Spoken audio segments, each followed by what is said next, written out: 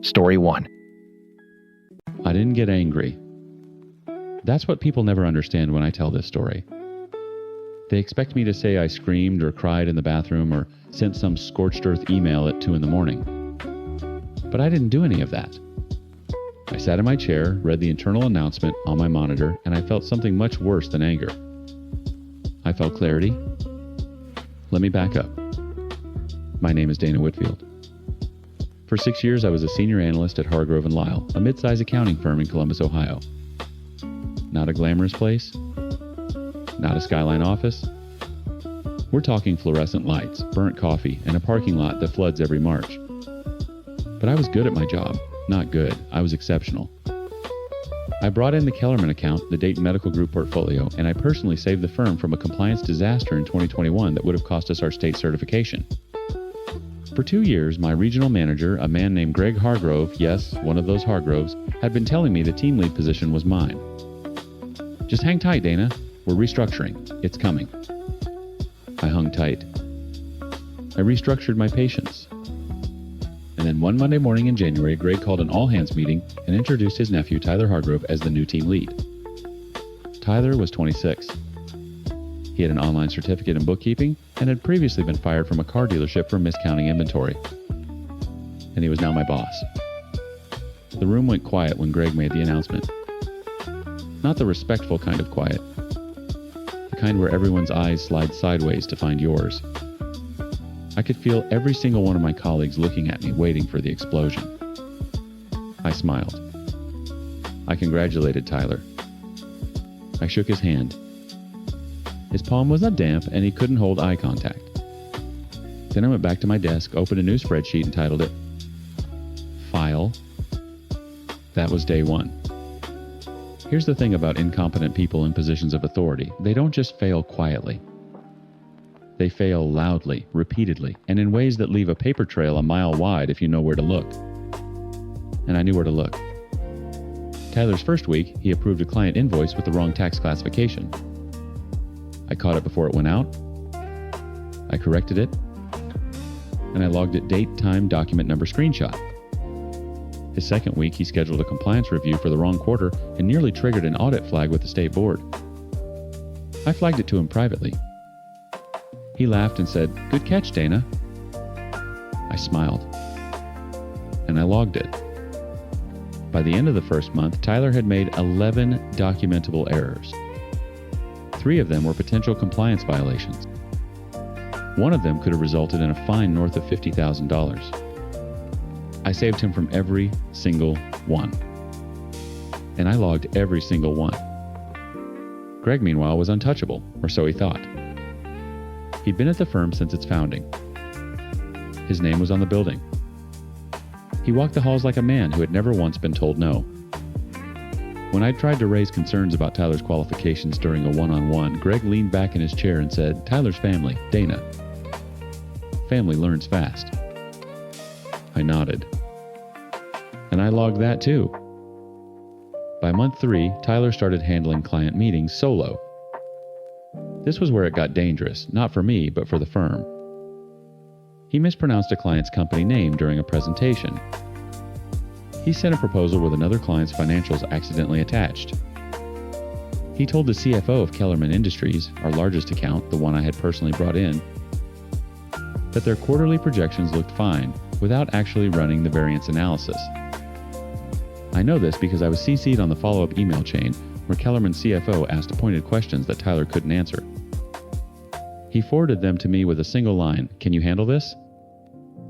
I handled it. And I logged it. Month 5. Tyler signed off on a compliance document that contained a material misstatement. This wasn't a typo. This was a legal liability. If it had reached the state board, Hargrove & Lyle could have faced sanctions. I caught it at 11 at night because I couldn't sleep and decided to review the next day's submissions. I corrected it, documented the original, and saved a time-stamped copy to an encrypted drive I kept at home. I wasn't building a case for HR. HR reported to Greg. I wasn't building a case for the partners. The partners played golf with Greg. I was building something else entirely. By month 7, my file was 214 pages. It included 47 documented errors, 9 compliance violations, 3 instances of falsified client reports, and a pattern of negligence so clear you could see it from space. I had emails, screenshots, timestamps, original documents alongside corrected versions, and a detailed narrative connecting each incident to the potential financial and legal exposure for the firm. I also had something else. I had the Kellerman retention meeting on my calendar. Every year, Kellerman Industries conducted a formal retention review with their service providers. It was the single most important meeting on our firm's calendar. Kellerman represented 31% of our annual revenue. Greg had been prepping Tyler to lead it solo. Sink or swim, he told Tyler in an email he accidentally forwarded to the whole team. This is your moment. He was right about that. The meeting was scheduled for a Tuesday in September. Tyler was supposed to present the annual performance review, the compliance summary, and the projected engagement plan for the next fiscal year. I knew he hadn't prepared any of it because he'd asked me the Friday before to pull some numbers together. I told him I'd have something ready. And I did. That Tuesday morning, I put on my best blazer. I arrived early. I sat in the conference room with my laptop and a printed copy of my file in a clean black binder. Tyler walked in 10 minutes late, coffee in hand, and froze when he saw me. "Dana, this is my meeting," he said. "I know," I said. "I'm just here to support you." Kellerman's CFO, Margaret Chen, arrived with 2 members of her team. Tyler fumbled through the first 5 minutes, wrong slide deck, outdated numbers, a compliance summary that was missing 2 quarters entirely. Margaret's face tightened. She turned to me. "Dana, do you have the correct materials?" "I do," I said. And I opened the binder. I didn't present it like an attack. I presented it like what it was, a comprehensive risk assessment. I walked Margaret through every compliance violation her account had been exposed to. Every misstatement that had been filed under Tyler's signature. Every instance where her company's financial data had been mishandled. I showed her the corrected documents alongside the originals. I showed her the timestamps, proving when errors were made and when they were caught. I showed her everything. The room was silent for a long time. Tyler tried to interrupt twice. The second time, Margaret held up her hand without looking at him and said, "I'm not talking to you right now." Then she looked at me and said, "How long has this been going on?" 8 months, I said. "And you've been the one catching all of this?" "Yes." Margaret closed the binder, stood up, and said she'd be calling the managing partners directly. She thanked me by name. She did not look at Tyler on her way out. Tyler was terminated on Thursday. He didn't even clean out his own desk. Greg's assistant did it for him. Greg lasted a little longer, 2 weeks before the internal investigation caught up with him. The partners had been looking for a reason to push him out for years, but family politics had protected him. My file gave them something family politics couldn't override: documented liability. Greg was offered early retirement. He took it. The alternative was termination for cause and a potential referral to the state licensing board. He was gone by October. The managing partners called me into a meeting the following Monday. I expected the team lead offer. I'd earned it twice over. But they offered me something else, a seat on the partner track. Not because they suddenly recognized my talent. Let's not be naive. They offered it because Margaret Chen told them that Kellerman Industries would only continue their engagement if I was the lead on their account. Leverage is a beautiful thing when you've earned it. People at the office look at me differently now. Some with respect. Some with something closer to fear. Good. I didn't raise my voice once in 8 months. I didn't send a single angry email. I didn't cry in a bathroom stall or fantasize about dramatic resignations. I just took notes. careful, thorough, time-stamped notes. Because the most dangerous person in any office isn't the one who yells. It's the one who's paying attention.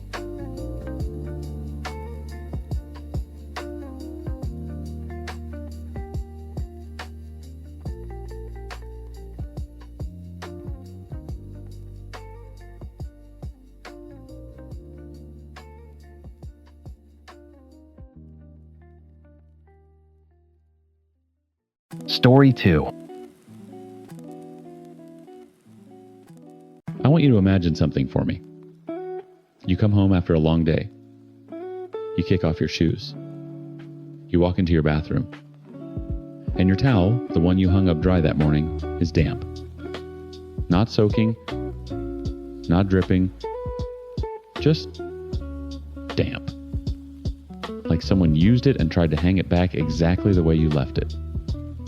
Now imagine that happening again. And again. And again. For months. My name doesn't matter. What matters is that I'm a paralegal in Chicago. I live alone in a mid-rise apartment in Logan Square, and for 7 months, a man I barely knew was living pieces of my life while I was at work.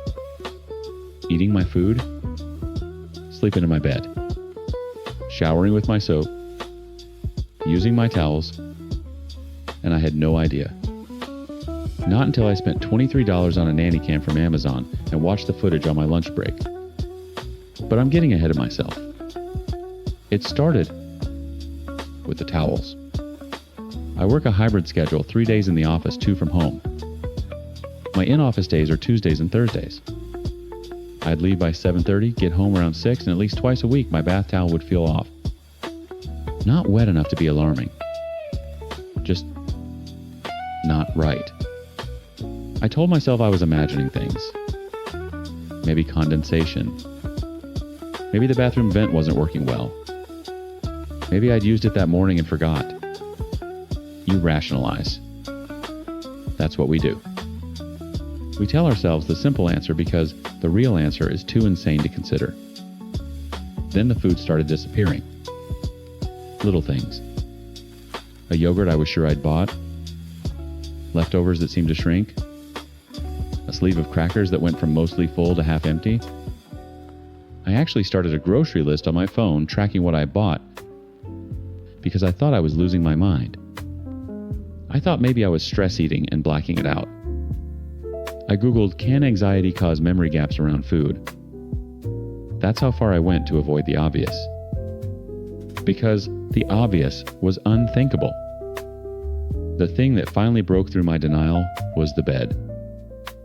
I'm particular about my bed. I make it every single morning, hospital corners, pillows stacked a certain way, the decorative throw folded at the foot. It's my one neurotic ritual. And one Thursday evening in late October, I came home and the throw was folded wrong. Not dramatically wrong, just the crease was facing the other direction. Like someone had picked it up and put it back, but didn't know which way the fold went. I stood in my bedroom doorway staring at that blanket for a solid 5 minutes. And something cold crawled up the back of my neck. Because in that moment I knew. I didn't have proof yet, but my body knew before my brain would let me accept it. Someone had been in my apartment. I didn't call the police. What would I say? My towel is damp and my blanket is folded wrong. They'd think I was nuts. Instead, I ordered the cheapest motion-activated camera I could find, a little white cube barely bigger than a dice. I stuck it on the hallway bookshelf, angled toward the front door, half hidden behind a picture frame. I set it to record on motion and send clips to my phone. Tuesday morning I left for work at 7:30, like always. I got to the office, poured my coffee, opened my laptop. At 9:47 a.m., my phone buzzed with a motion alert. I almost didn't look right away. I was in the middle of drafting a deposition summary, but something told me to open it. So I did. The clip was 11 seconds long. I watched a man walk into my apartment using a key. Not breaking in. Not jimmying the lock. He had a key. He walked in like he lived there. Casual. Comfortable. He was wearing a gray hoodie and carrying a plastic bag. I recognized him immediately. It was Victor, the building's maintenance supervisor, the guy who'd fixed my garbage disposal in March, the guy who smiled at me in the lobby and asked how my day was going. My hand started shaking. I set my phone down on my desk and just stared at the wall. Then I picked it up again and kept watching. Over the next 3 hours, the camera sent me 6 more clips. Victor walking into my bathroom. Victor opening my refrigerator and pulling out a container of leftover pasta. Victor sitting on my couch eating it while scrolling his phone. Victor walking down the hallway toward my bedroom. And then 40 minutes later, Victor walking back out, hair slightly damp, looking refreshed like a man who just had a lovely little break. He straightened a pillow on the couch. He rinsed the fork he'd used and put it back in the drawer. He checked the apartment one more time, nodded to himself, and left. Locked the door behind him. He wasn't robbing me. He wasn't planting cameras. He wasn't doing anything violent. He was living in my apartment. Casually, routinely. Like it was a hotel he visited twice a week. I went to the bathroom at work and threw up. I called my building's management company that afternoon. I was calm at first. I explained what I'd found. I told them I had video. The woman on the phone, some property coordinator named Dana, asked me to email the footage, which I did. Then she put me on hold for 14 minutes. When she came back, she said, and I will never forget this, we're going to look into this internally and get back to you within 5 business days. 5 business days. A man had been entering my home, sleeping in my bed, and showering in my bathroom for the better part of a year, and they wanted 5 business days. I said no. I said I was calling the police, which I did. 2 officers came to my apartment that evening. I showed them every clip. I showed them my grocery tracking notes. I showed them the towel hanging in my bathroom that was once again damp. One of the officers, a younger guy, couldn't have been more than 25, looked genuinely disturbed. His partner just kept writing in his notebook without expression. They told me they'd file a report and that I should contact the management company about changing my locks. The locks. That's when it hit me. Victor had a master key. Not the one the building kept in a lockbox for emergencies, his own copy. One he'd made himself. One he was never authorized to have. He had access to every unit in the building. Every single one. I didn't sleep that night. I pushed my dresser in front of the door and lay in bed with every light on, staring at the ceiling, thinking about all the mornings I'd left for work and he'd just walked right in. Thinking about him in my shower. Using my shampoo. The water running over his body in my bathtub. Laying his head on my pillow. Pulling my blanket over himself. Eating food I'd cooked with my hands out of my containers with my forks. The intimacy of it made my skin crawl in a way I still can't fully articulate. It wasn't violent, but it was a violation so deep and so personal that I felt like my home had been hollowed out from the inside. Victor was fired 3 days later. Not arrested. Fired. The management company's attorney sent me a letter expressing concern and assuring me that appropriate personnel action had been taken. They offered to change my locks for free as if that was some grand gesture and not the absolute bare minimum. They also asked me in writing not to post about the incident on social media for the privacy of all parties involved. I hired a lawyer. A real one. Not a paralegal playing attorney, an actual tenants' rights lawyer who took one look at the footage and said, "This is a nightmare for them." The police eventually charged Victor with criminal trespass. Not burglary because he hadn't stolen anything of measurable value. Trespass. A misdemeanor. He pled out, got probation, and a fine. No jail time. For 7 months of breaking into a woman's home. My lawsuit against the management company is still pending. Discovery revealed that Victor had copied the master key at a hardware store using his employee access. and that the building had no audit system, no key tracking, no protocol for monitoring master key duplication. My lawyer says other tenants in the building have come forward since my story got out. 2 of them reported similar things: food missing, items moved, towels disturbed. They'd all dismissed it just like I had. I moved out 2 months ago. I broke my lease and paid the penalty because I couldn't spend one more night in that apartment. I couldn't walk past that bathroom without seeing him in it. I couldn't look at my bed without imagining him curled up under the covers, comfortable content like he belonged there. I live in a different neighborhood now. I have a deadbolt, a chain, a camera on every door, and I still check the towels every single time I come home. Every single time. And they're always dry. But I check anyway. Because once someone takes your sense of safety, you don't just get it back. You rebuild it slowly, one dry towel at a time. And some days, honestly, it still doesn't feel like enough.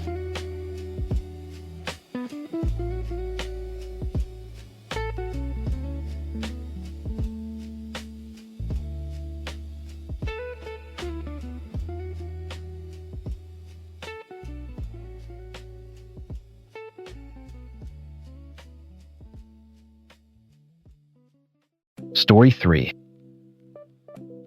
My mother-in-law stole my daughter's pacifier out of her mouth while I was in the bathroom. She swabbed it, sealed it in a plastic bag she brought in her purse, and mailed it off to one of those home DNA ancestry kits along with a sample from my husband. I didn't find out about any of this until 6 weeks later, when the results arrived at her house and blew her entire world apart. But I'm getting ahead of myself. My name is Jess. I'm 31. I grew up in a 2-bedroom apartment above a laundromat in Bridgeport, Connecticut. My husband Graham grew up in a 7-bedroom colonial in Greenwich, with a tennis court and a wine cellar that his mother Vivian refers to as the collection room. From the moment Graham brought me home for Thanksgiving his junior year at Yale, Vivian looked at me the way you'd look at a stain on white linen. Not with anger exactly, with quiet, absolute certainty that I could be removed. She never said it outright. Vivian doesn't operate that way. She's the kind of woman who destroys you with a compliment. "Oh, Jess, that dress is so brave. You must feel so comfortable not worrying about things like that." When Graham proposed, she told him, and I only know this because he told me in a moment of honesty, that he was deluding the family. Like I was water poured into expensive wine. We got married anyway. And when our daughter Eloise was born 8 months ago, I thought maybe things would soften. A grandchild. A bridge. I was wrong. Vivian didn't see Eloise as a bridge. She saw her as evidence. Evidence that needed to be tested. The visit happened on a Saturday in March. Vivian drove up from Greenwich to our place in Stamford, which she always referred to as cozy, in a tone that made it sound like a diagnosis. She brought a cashmere blanket for Eloise that probably cost more than our couch. She held the baby, smiled for photos, asked pointed questions about whether I was breastfeeding properly. Normal Vivian stuff. At one point, I went to the bathroom. I was gone maybe 3 minutes. When I came back, Vivian was bouncing Eloise on her knee and the pacifier was nowhere in sight. I didn't think anything of it. Babies drop pacifiers constantly. I grabbed a new one from the drawer and moved on with my life. What I didn't know was that Vivian had been planning this for weeks. She'd bought 2 DNA kits. One registered under Graham's name, using a cheek swab she'd collected from a water glass he'd left at her house during a visit, and one registered under Eloise's name, using that pacifier. Her theory, which she apparently shared with her sister over the phone, was that Eloise might not be Graham's, that I had trapped her son. That the baby was proof of an affair, and once she had the DNA results, she could convince Graham to leave me, get full custody, and restore the family. I want you to sit with that for a second. This woman stole saliva from her own granddaughter's mouth to try to prove I was a cheating whore. The kits went out, the weeks passed. And Vivian waited like a spider in the center of her web, checking the mail every day. The results came back on a Tuesday in April. Graham told me everything that happened next because he was there. He'd gone to Greenwich for dinner, just him, his mother, and his father, Richard. Vivian had arranged it deliberately. She wanted an audience. She wanted to present the evidence at the family table like a prosecutor delivering closing arguments. She waited until dessert. Crème brûlée, because, of course. Then she set the envelope on the table and said, "I have something important to share with the family." Graham told me his stomach dropped. He didn't know what was in the envelope, but he knew his mother's tone. That surgical calm she uses when she's about to cut someone open. She explained what she'd done, the pacifier, the kits, the testing. Graham was furious. He started to stand up. But Vivian held up her hand and said, "Let me finish." She opened the results. And here's where the universe delivered the most perfect, devastating piece of justice I have ever witnessed in my life. The paternity was confirmed. Eloise was 100% Graham's daughter. Vivian's scheme to prove I was unfaithful had failed completely. But that wasn't the part that mattered. See, those Ancestry DNA kits don't just confirm paternity. They map your entire genetic heritage. They show you where your DNA comes from, and more importantly, they show you who you're related to. The kit had flagged something in Graham's results. A connection. A half-sibling match. Graham had a half-brother. Someone he'd never met. Someone whose DNA was already in the system from their own kit. A 43-year-old man living in New Haven named Derek Paulson. Graham looked at his mother. Then he looked at his father. Richard's face had gone completely white. Not pink, not flushed. White. The color of a man watching his entire life collapse in real time. Vivian didn't understand at first. She was still processing the paternity confirmation, still recalibrating her attack on me. But Graham understood. If he had a half-sibling through his father's DNA, that meant Richard had another child. A child no one in the family knew about. Graham said Dad. And Richard, this 70-year-old man who had built a reputation on old money respectability, who sat on the board of 3 charities who gave speeches about family values at the Greenwich Country Club. Richard put his face in his hands and didn't say a word for a very long time. The truth came out in pieces over the next few days. Richard had had an affair in the early 80s. Before Graham was born, the woman was a secretary at his firm. She got pregnant. Richard paid her off a lump sum, no contact, complete silence. He never told Vivian. He never told anyone. He'd carried it for over 4 decades, and he would have carried it to his grave if his wife hadn't decided to play amateur geneticist with a baby's pacifier. Vivian's reaction was something Graham described as controlled demolition. She didn't scream. She didn't cry. She went very still, and then she stood up from the table and walked into the collection room and sat among Richard's bottles of Bordeaux and didn't come out for 2 hours. When she finally emerged, she wasn't a grieving wife. She was a woman doing math. Because this wasn't just about betrayal. This was about money. The Whitfield estate, the house, the investments, the trust was structured around direct descendants. Richard's will, which Vivian had helped architect over decades of careful estate planning, left everything to Graham as the sole heir. But if Richard had another biological child, a child who could now prove the connection through DNA, that will could be contested. Derek Paulson had a legal claim. The inheritance Vivian had spent her entire marriage protecting the fortune she had guarded so fiercely that she tried to destroy her own son's marriage. To keep it pure, she had just handed a stranger the key to it. With her own hands. With a pacifier she stole from a baby. The fallout was swift and ugly. Richard moved into the guest house. Vivian hired a lawyer, not a divorce lawyer, an estate lawyer because her priorities have always been exactly what you think they are. Graham barely speaks to either of them now. He calls his father once a week out of obligation, and those calls last about 4 minutes. As for Derek Paulson, he exists. He's real. He's a high school history teacher with 2 kids of his own, and from what we've been able to gather, he didn't even know who his biological father was until the DNA kit matched him to Graham. He hasn't made any legal moves yet. But the possibility hangs over that Greenwich estate like a thundercloud, and Vivian knows it. She hasn't visited us since. She hasn't asked about Eloise. She hasn't called me brave or commented on my clothes, or made a single passive-aggressive remark about breastfeeding. The silence is the loudest thing she's ever said to me. Graham asked me once if I felt vindicated. I thought about it for a long time.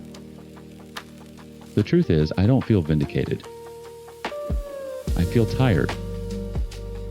I feel sad for my husband who lost both his parents in a single evening, not to death, but to the revelation that everything they'd built was a performance. I feel sad for Eloise, who deserves grandparents who see her as a person and not a problem to be solved. But do I feel sorry for Vivian? No. She went looking for someone else's secret. She found her own. And the thing about pulling threads is that sometimes the whole tapestry comes apart. Especially when the tapestry was never as beautiful as you pretended it was. That pacifier cost her everything. And I didn't even have to lift a finger.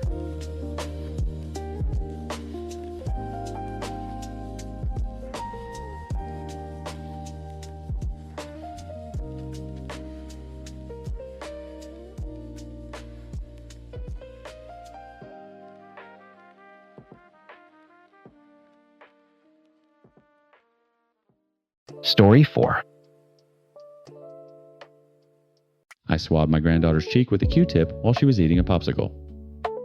Told her I was checking if she had a little sore in her mouth. She's 4. She believed me. And I've been living in hell ever since, not because of what I found out about my daughter-in-law, but because of what I found out about my husband. Let me back up. My name is Vivian. I'm 61 years old, I live in Marietta, Georgia, and for the last 5 years I have been convinced, absolutely certain, that my son Marcus's daughter Zoe is not his biological child. Call it a mother's intuition, call it paranoia, call it whatever you want. But I watched my daughter-in-law Keisha get pregnant suspiciously fast after she and Marcus had been told by a fertility specialist that conceiving naturally would be difficult. I watched that baby come out lighter than both of them. I watched her grow into a child who looks nothing like my son, nothing like my husband, nothing like anyone on our side of the family. And I kept my mouth shut. For years. I smiled at birthday parties. I bought Christmas gifts. I bit my tongue so hard it bled. But the thought never left me. It sat in my chest like a stone, and every time Keisha looked at me with that polite, distant smile, I thought, you know what you did? You know that child isn't his? So at last year's 4th of July barbecue, when Zoe came running up to me with a melted red popsicle dripping down her chin, I made a decision that I cannot undo. I pulled a sterile swab from my purse. I'd been carrying it for weeks, and I wiped the inside of her cheek. Quick. Gentle. She didn't even flinch. Then, I sealed it in the little tube from the home paternity kit, and I put it back in my bag. The next morning, I drove to the post office and mailed it off with a sample of Marcus's DNA that I'd collected from his old hairbrush he'd left at our house years ago. I want to be clear about something. I know what I did was wrong. I know it was a violation. I knew it then, and I know it now. But I told myself I was protecting my son. That's what mothers do, right? We protect our children even when they don't want to be protected? Even when they haven't asked? The results came 14 days later. Plain white envelope.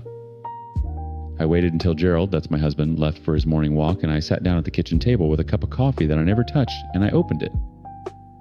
My hands were shaking. I remember that. I remember the way the paper felt thin and clinical, and I remember scanning past all the technical language to find the conclusion at the bottom. The test confirmed that Marcus was Zoe's biological father. I sat there for a full minute just staring. Keisha hadn't cheated. The child was his. 5 years of suspicion, 5 years of quiet resentment, 5 years of looking at that woman sideways at every family dinner, and I was wrong. Completely, totally wrong. I should have stopped there.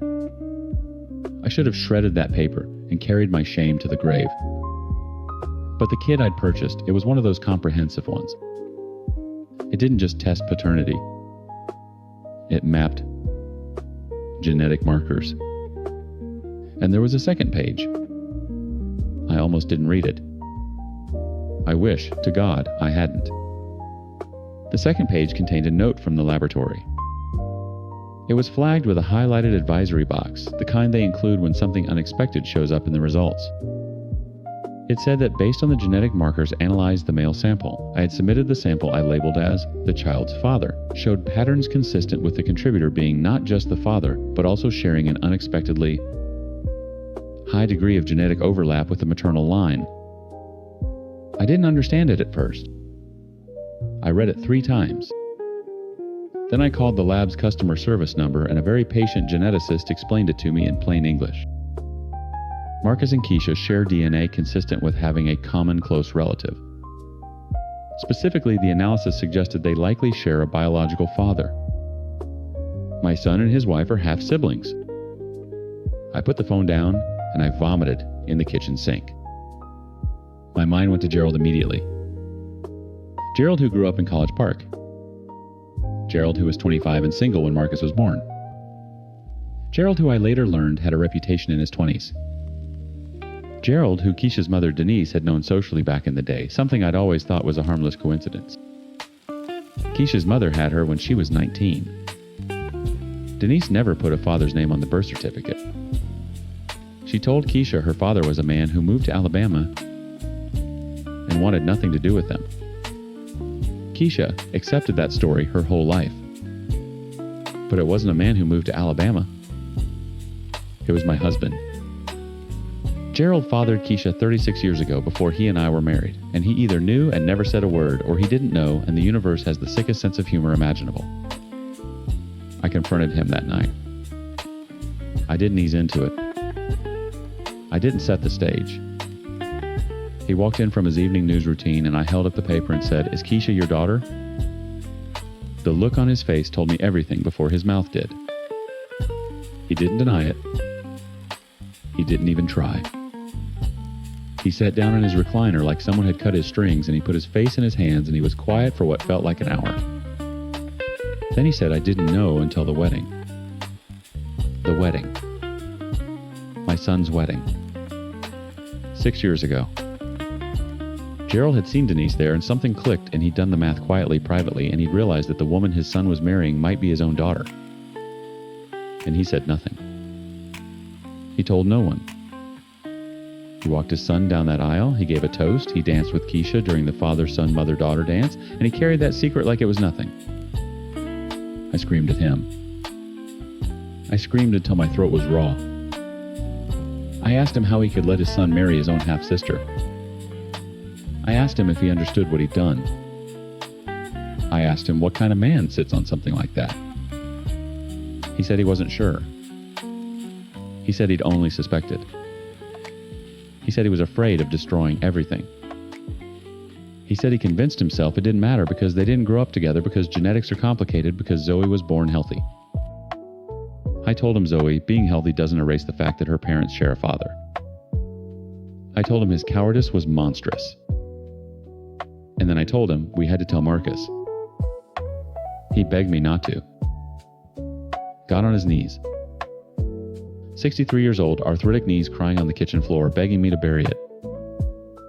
I couldn't. I called Marcus the next morning. I told him to come alone. He sat at the same kitchen table, and I showed him the results, and I explained what they meant. I watched my son's face go through every stage of grief in under 60 seconds. He didn't yell. He didn't cry. He just looked at me and said, "You did this behind my back. You swabbed my daughter without my permission." And then he said, "And Dad knew since the wedding." I nodded. He stood up and left. Didn't slam the door. Didn't say goodbye. Just left. That was 4 months ago. Marcus and Keisha got independent genetic testing done, and it confirmed everything. They're in counseling now, both individually and together. Marcus hasn't spoken to Gerald since. Keisha confronted Denise, who broke down and admitted Gerald was the father she'd hidden all these years. Marcus told me last week through a brief text message that he and Keisha are staying together. They love each other. They love Zoe. They're going to figure it out with professionals and make their own decisions about their family. He also told me not to contact him for a while. Gerald moved into the guest room. We haven't filed for anything yet, but we're not a marriage anymore. We're two people haunting the same house. I started all of this because I was so sure Keisha was hiding something. Turns out the liar was sleeping next to me for 36 years. And the worst part, the part that keeps me up at 3 a.m. staring at the ceiling, is that none of this would have ever come to light if I had just minded my own business. Everyone would have gone on living their lives happy and ignorant. But I couldn't leave it alone.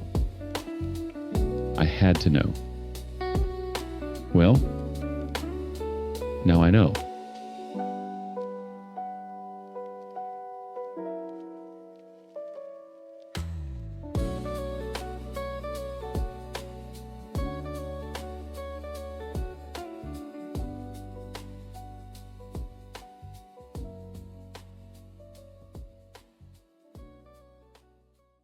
Story 5. I trusted my sister with my daughter's future, and she spent it on strip mall real estate in Dayton, Ohio.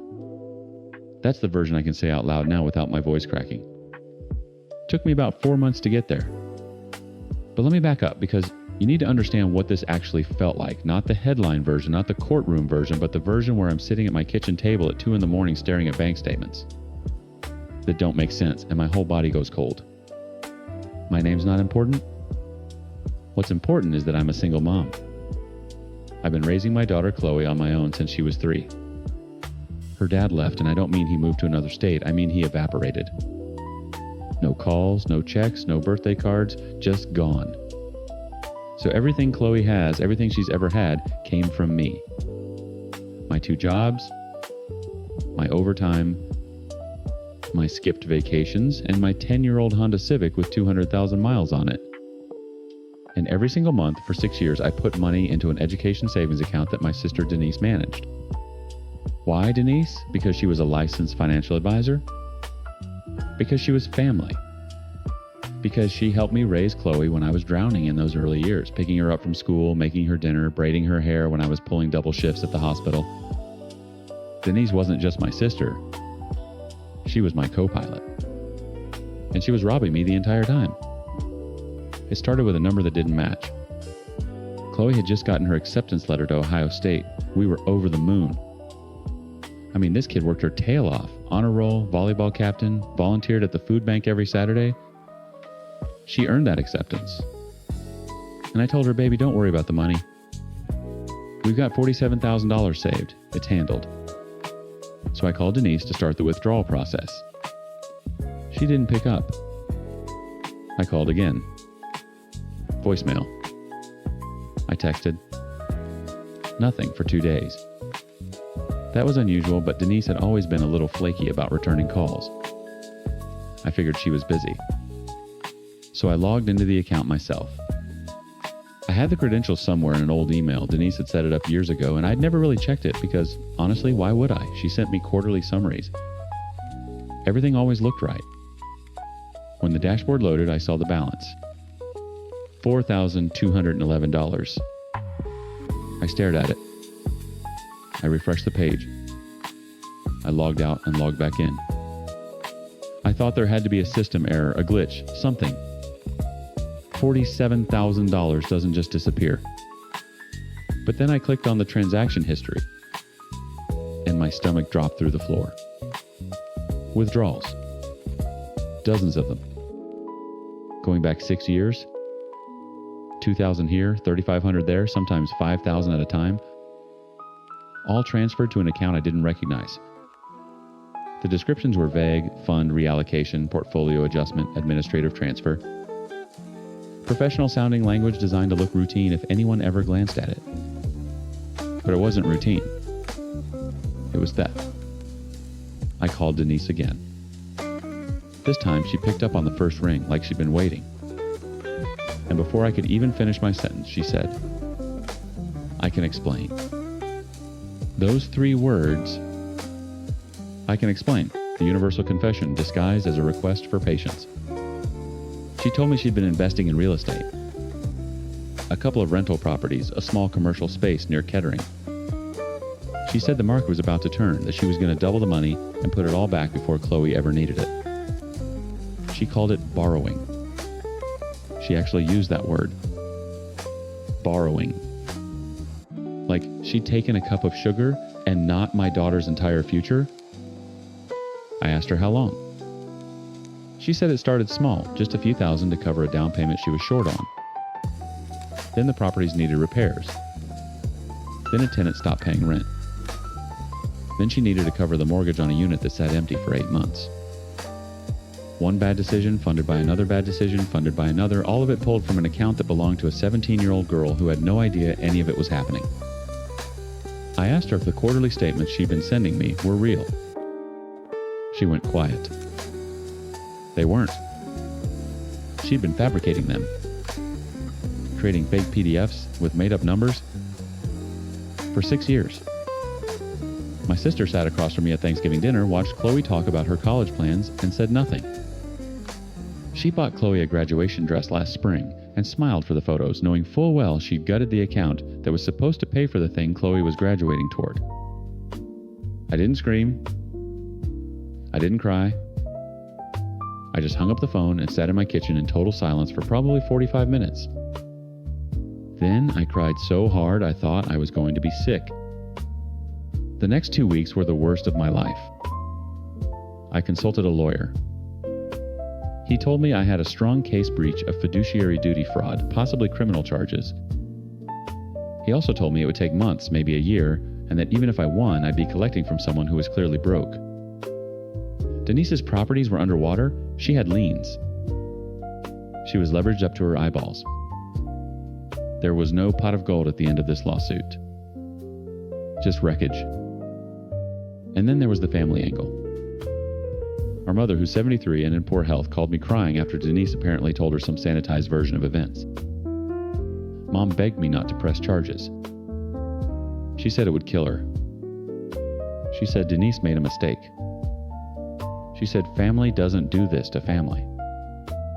I wanted to scream, family doesn't steal $47,000 from a child either, Mom. But I didn't. I just listened and said I needed time. The hardest part, the part that still keeps me up at night, was telling Chloe. I sat her down on a Sunday afternoon. She could tell something was wrong, because I'd been distant for days. I told her the truth. All of it.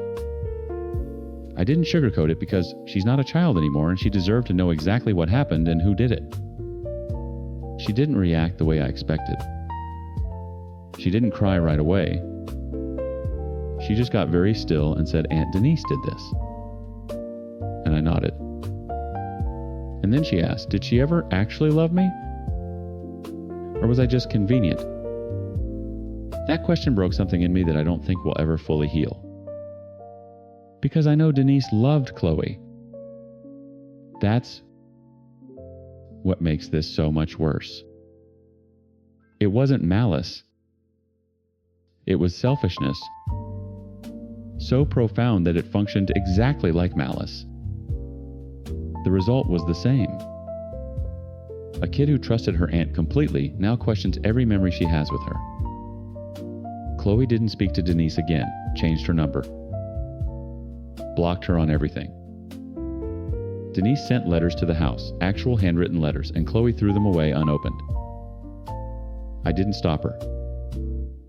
That was her right. I filed the civil suit.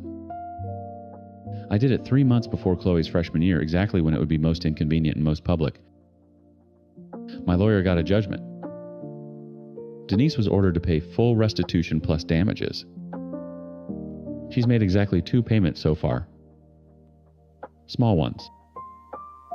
I don't expect to see most of that money. Chloe started at Ohio State in the fall. We cobbled it together: financial aid, a small scholarship she earned, a work-study job, and a parent loan that I'll be paying off until I'm 60. She's doing well. Dean's List first semester. She called me last week and told me she joined a pre-law club. She said she wants to make sure what happened to us doesn't happen to other people. I cried after I hung up, but for a different reason this time. My mother still talks to Denise. She still asks me to forgive. I tell her the same thing every time: forgiveness is a process. And I'm not there yet, and she needs to stop asking. Denise lost her financial advisor license. Her properties went into foreclosure. Last I heard, she's working retail and living in a one-bedroom apartment in Fairborn. I don't feel good about that. I don't feel bad about it either. Some people will tell you blood is thicker than water. That family comes first. That you should forgive and move on because life is short. And maybe they're right eventually. But I'll tell you what's also true: my daughter had a future that someone she loved stole from her, and the only person who fought to get it back was me. That's not a story about forgiveness. That's a story about what happens when trust dies and you have to build something from the ashes anyway. Chloe's gonna be fine. I made sure of it. That's what mothers do.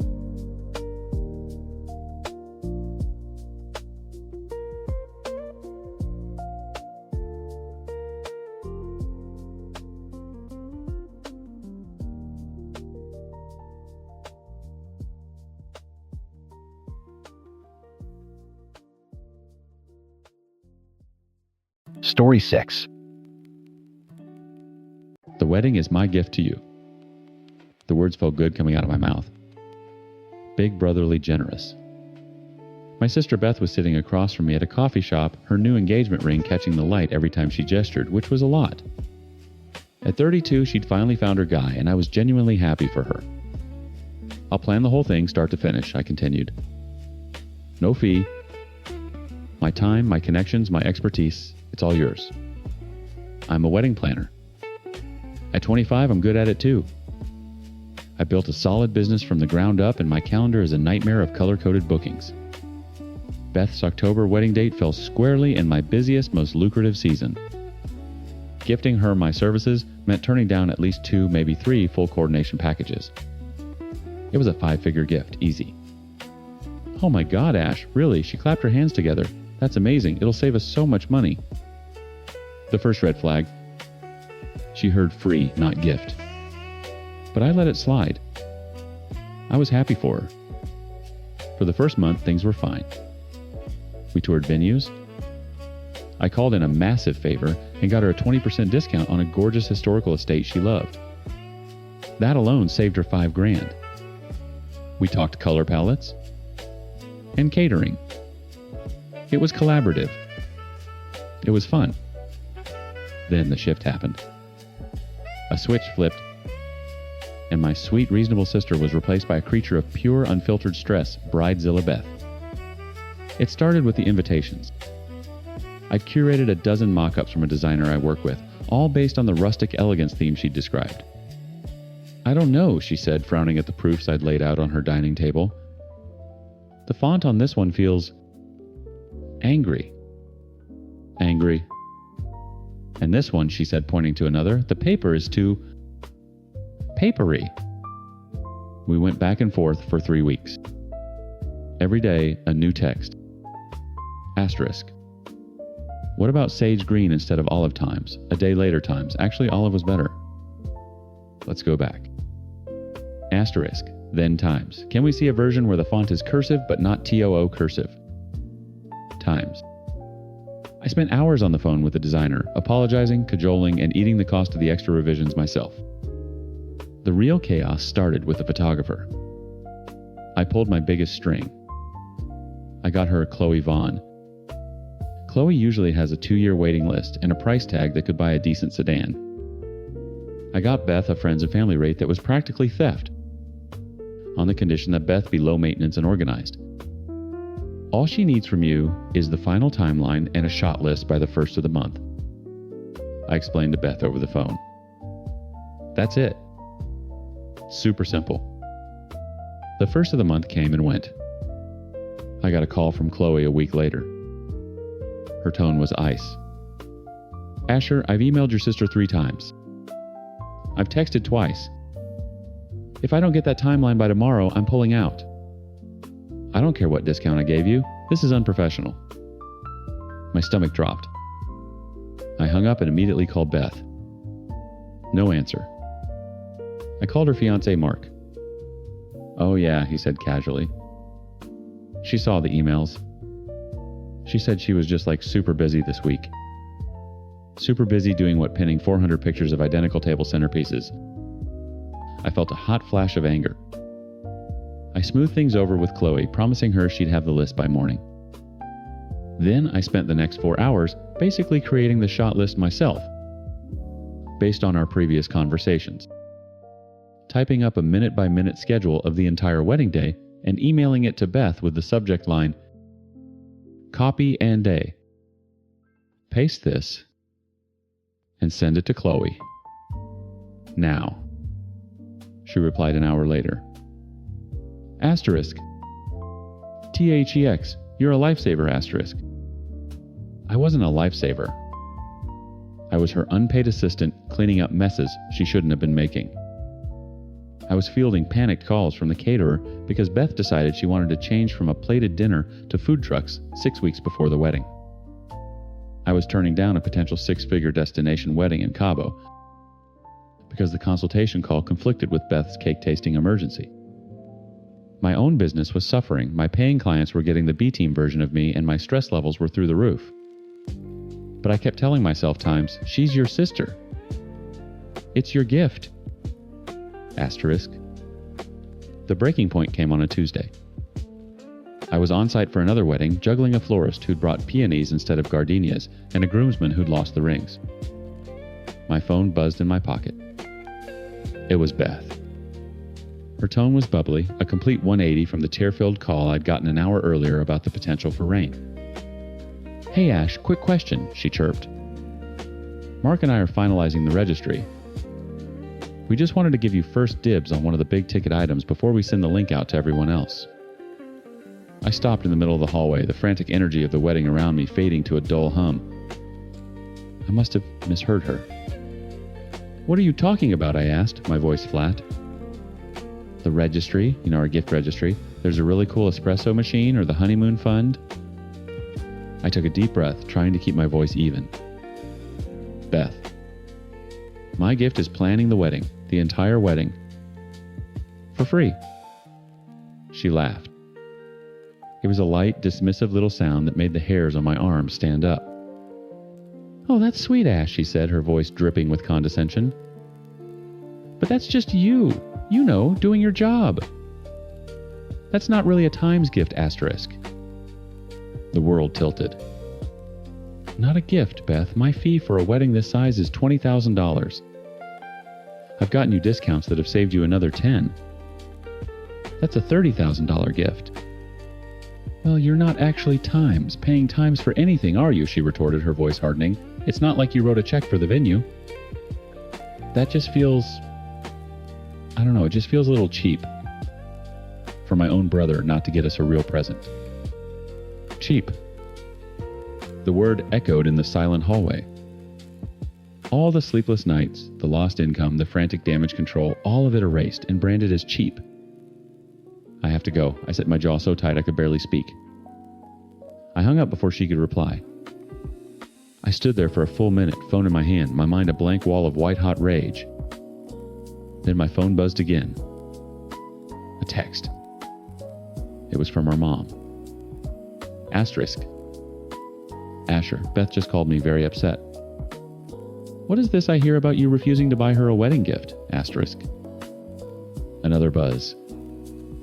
A group chat with my aunts and uncles. My Uncle Mike times heard you're stiffing your sister on a gift. Not a good look, kid.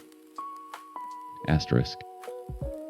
My phone kept buzzing, one message after another, a tidal wave of judgment from people who had no idea what I'd been doing for the last 6 months. She hadn't just insulted me. She'd gone on the offensive. She twisted the story and painted me as the villain to our entire family in under 10 minutes. My jaw tightened. She hadn't just dismissed me. She declared war. Okay, she wanted war. I'd give her a spreadsheet.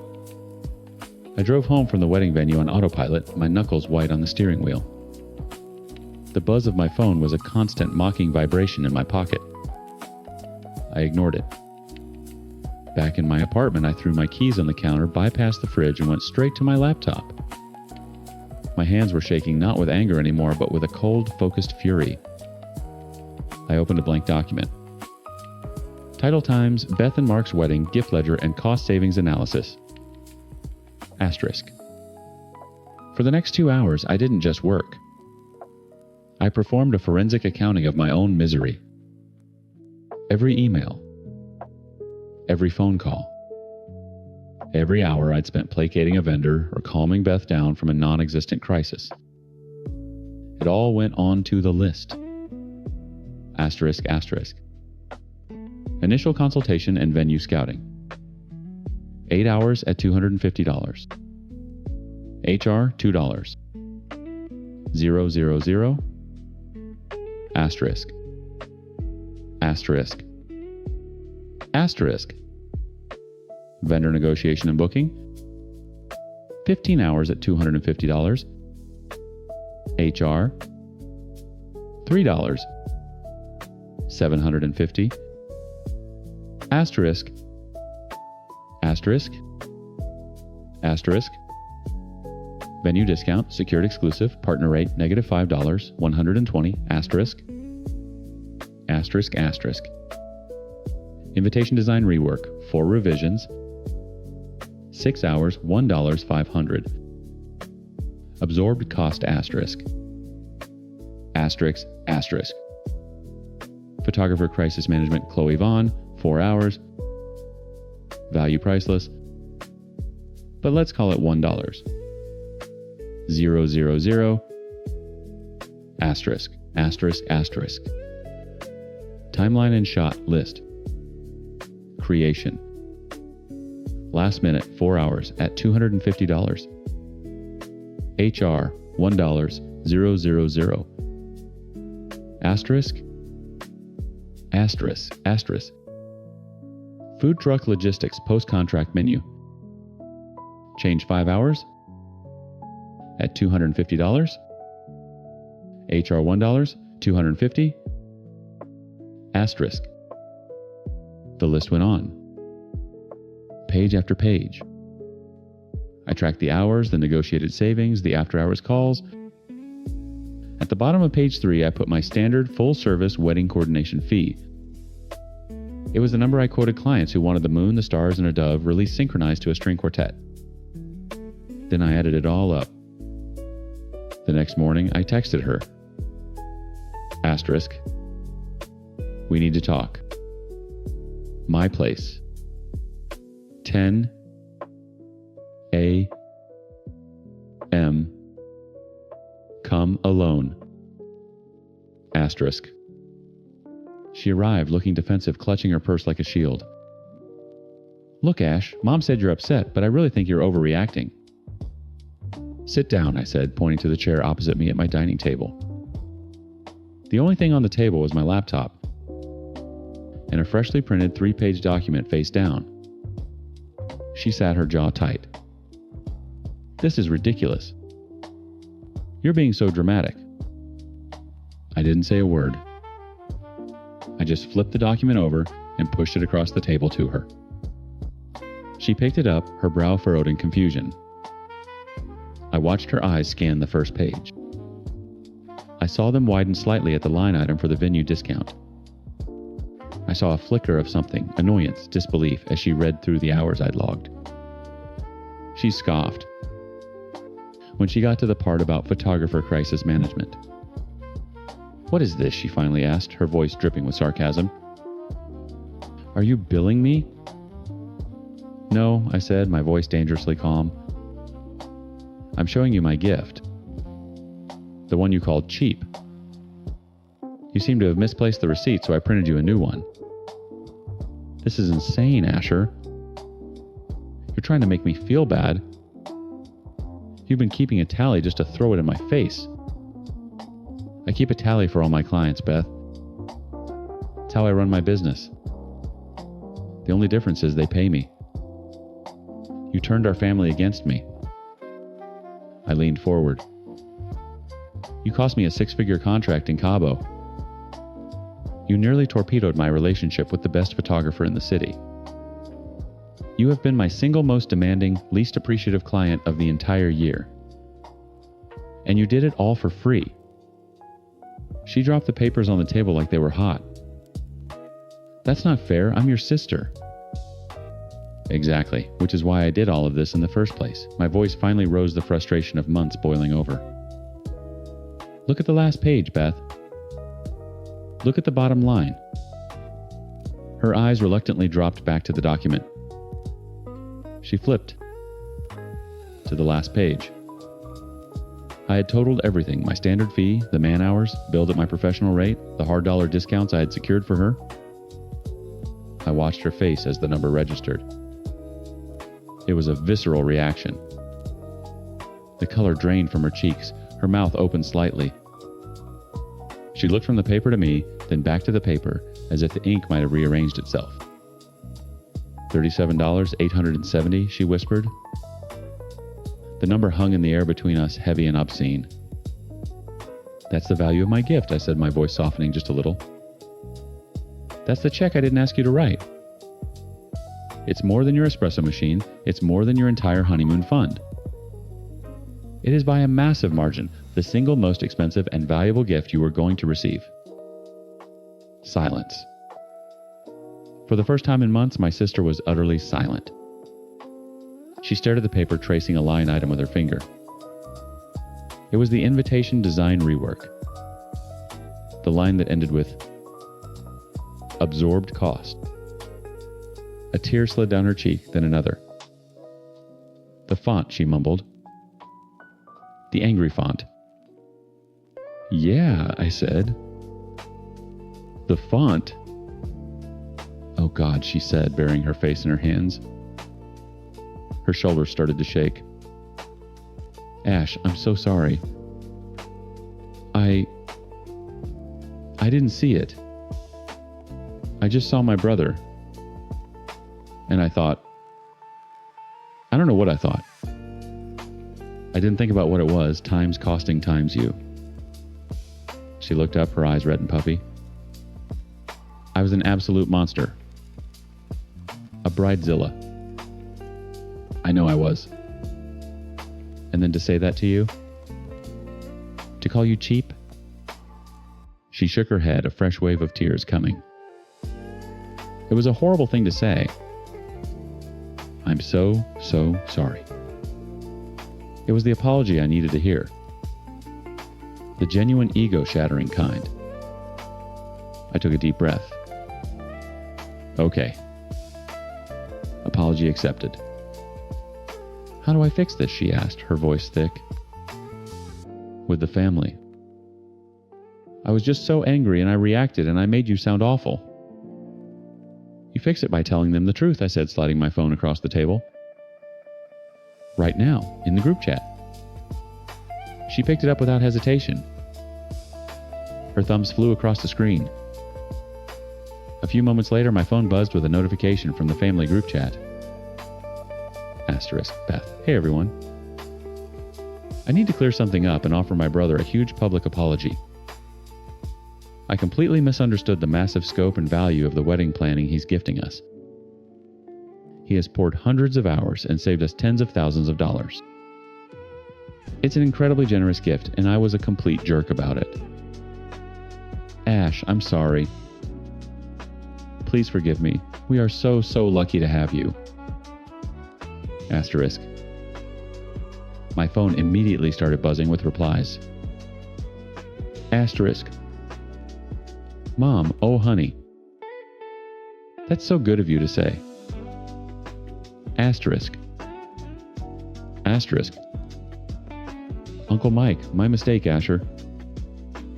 Sounds like you're the man. Asterisk. Beth pushed my phone back to me, her expression a mix of shame and relief. Is that okay? It's a start, I said. Peace was restored. The wedding planning continued, but with a new dynamic.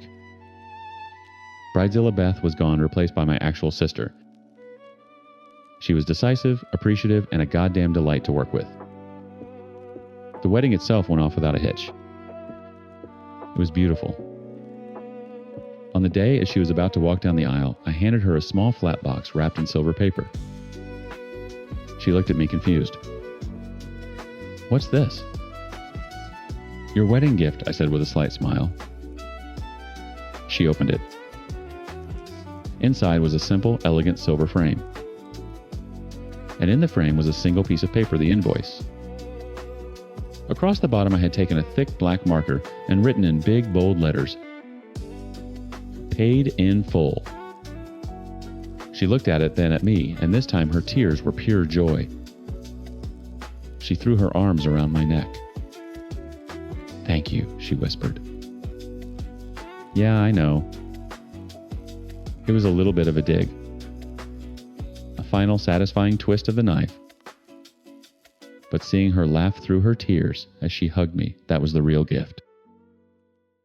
Story 7. I never liked weddings. Stale cake, terrible DJs, and a room full of relatives asking why I'm not married yet. The only way I usually survive these things is with a discreet vape pen and a couple of edibles. But Francesca, my girlfriend of 2 years, had other plans for my cousin David's big day. "Just drink with me, Aaron," she pleaded, sliding a whiskey ginger into my hand. "Just for tonight. Don't be antisocial." Francesca was beautiful electric. When she looked at you with those wide, dark eyes, it was hard to say no. So I drank. And then I drank some more. She was the life of the party, pulling me onto the dance floor, laughing, as I stumbled through a two-step. For a few hours, I forgot I hated weddings. I was just a guy in a rented suit, drunk and in love. Then Sean showed up. My cousin Sean. The family's golden boy. He wasn't the groom, but you wouldn't know it. He walked into the reception like he owned the place tailored suit. Clinging to his gem-sculpted frame, a smug grin plastered on his face. He was a wealth management cliché who called everyone buddy and had a handshake that was more of a power struggle. "Aaron, buddy, looking sharp," he said, slapping my shoulder a little too hard. His eyes immediately slid past me to Francesca. "And you must be Francesca?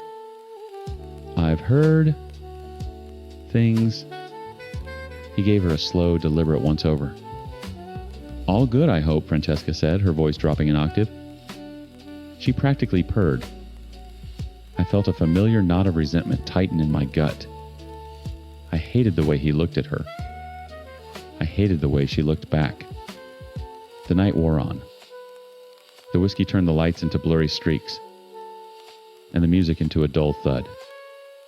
At some point, I lost track of Francesca. I figured she was in the bathroom. 10 minutes turned into 20. I started to get that low-level drunk anxiety. I went looking for her. I checked the patio, the lobby, our hotel room. Nothing. On my way back to the reception hall, I heard loud, obnoxious laughter coming from a side conference room the hotel used for storage. I recognized Sean's booming laugh immediately. I pushed the door open. The room was dark, lit only by the faint glow of a phone flashlight on a small table. Around it stood Sean and two of his smarmy friends. And Francesca. She was bent over the table, a rolled-up bill in her hand, snorting a line of white powder. She looked up, her eyes wide and pupils blown. A dusting of white clung to her nostril. Sean just grinned. "Aaron, buddy, come on in. The water's fine." I felt the whiskey sour in my stomach. "Fran, what the hell are you doing?" She stood up straight, wiping her nose with the back of her hand. The defiant look she gave me was like a slap in the face. "What does it look like I'm having a good time? You should try it. Loosen up." With him, I gestured at Sean, who was now leaning against a stack of chairs, arms crossed, looking thoroughly amused. "You know how I feel about him." "And since when do you do coke?" "Oh my God, don't be so dramatic," she hissed, grabbing my arm and pulling me out into the hallway. Her grip was surprisingly strong. "It's a wedding. It's a party. It's just a bit of fun." "Fun, that's my scumbag cousin, Fran." "He's not that bad," she said, not meeting my eyes. "He was just being nice." The argument went nowhere. She accused me of being a controlling stoner. I accused her of being reckless. The whole time, I could feel Sean's presence through the door, probably listening, that smug bastard. The fight ended as it always did, with her crying and me apologizing for getting angry. Back in our hotel room, we had angry, disconnected sex.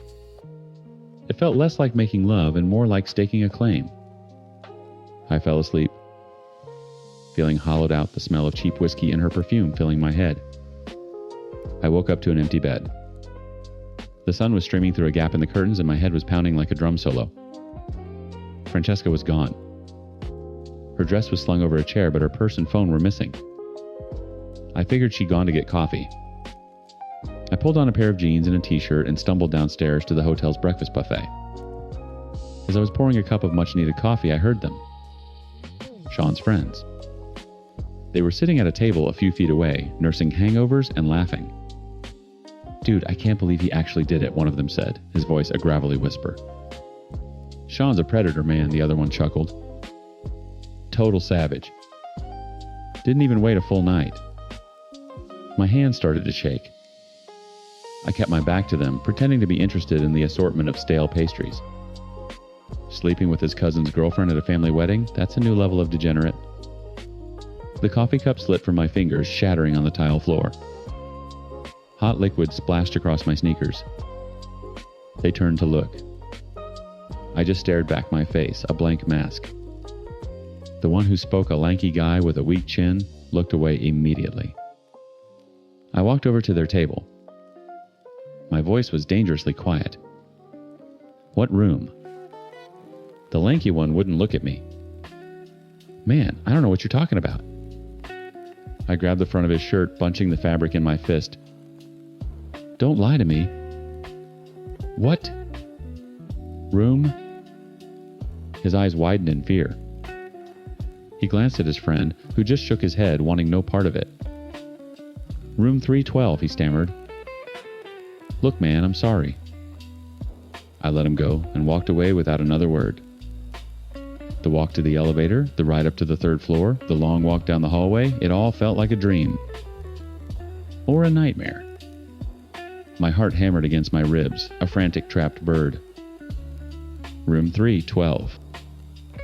The door wasn't fully latched. It was cracked open just enough for me to hear a soft murmur of voices inside. I didn't knock. I pushed it open.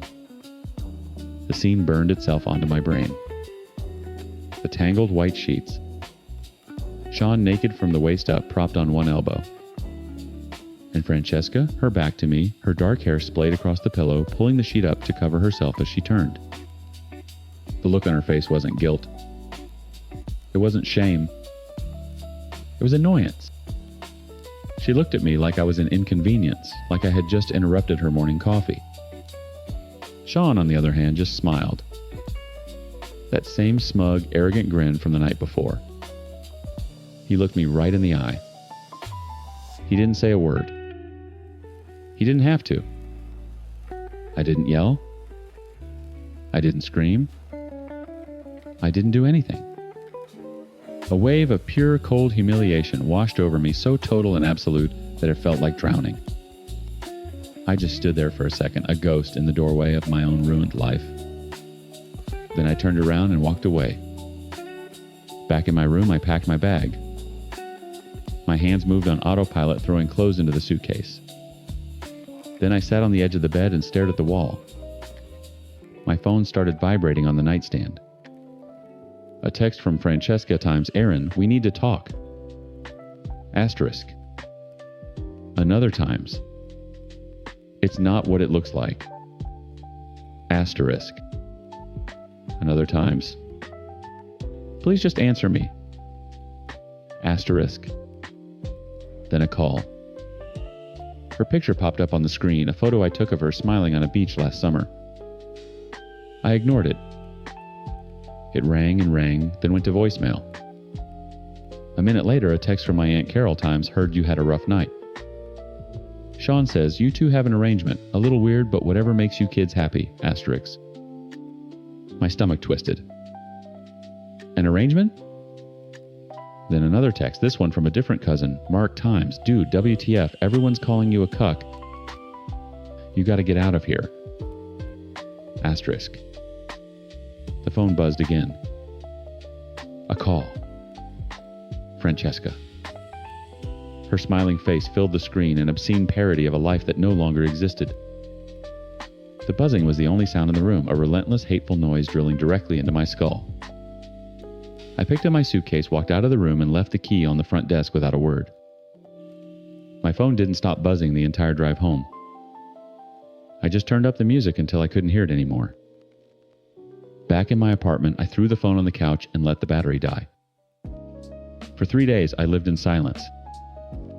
I didn't go to work. I didn't answer the door. I just sat in the dark, the image of that hotel room playing on a loop in my head. On the 4th day, a call came through on my laptop from an unknown number. I almost ignored it, but something made me click accept. "Aaron," a woman's voice asked. It was hesitant, familiar. "Who is this?" "It's Chloe, Francesca's sister." I almost hung up. "What do you want?" I just wanted to say I'm sorry," she said, her voice cracking. She told me what happened. What she did. There was a long pause. "She's done this before, Aaron." The words hung in the air. "What?" "With the drugs," Chloe said, the words tumbling out in a rush. "She gets in deep, racks up a debt with some scumbag dealer, and then she finds a way to pay it off. Sean wasn't the first guy with a nice watch and a bag of coke. He was just the first one you caught her with. The humiliation I felt before was nothing compared to this. It wasn't just a betrayal. It was a transaction. I was the stable, boring guy who paid the rent while she chased a different kind of high. Sean was just a convenience. A line of credit? "I'm so sorry, Aaron," Chloe whispered. "You're a good guy. You didn't deserve any of this." I didn't know what to say. I just closed the laptop. That conversation severed the last thread of attachment I had. It wasn't about love or a mistake. It was just a pathetic, dirty secret. An hour later, I plugged my phone in. It lit up with a barrage of notifications. Dozens of missed calls from her. Hundreds of texts.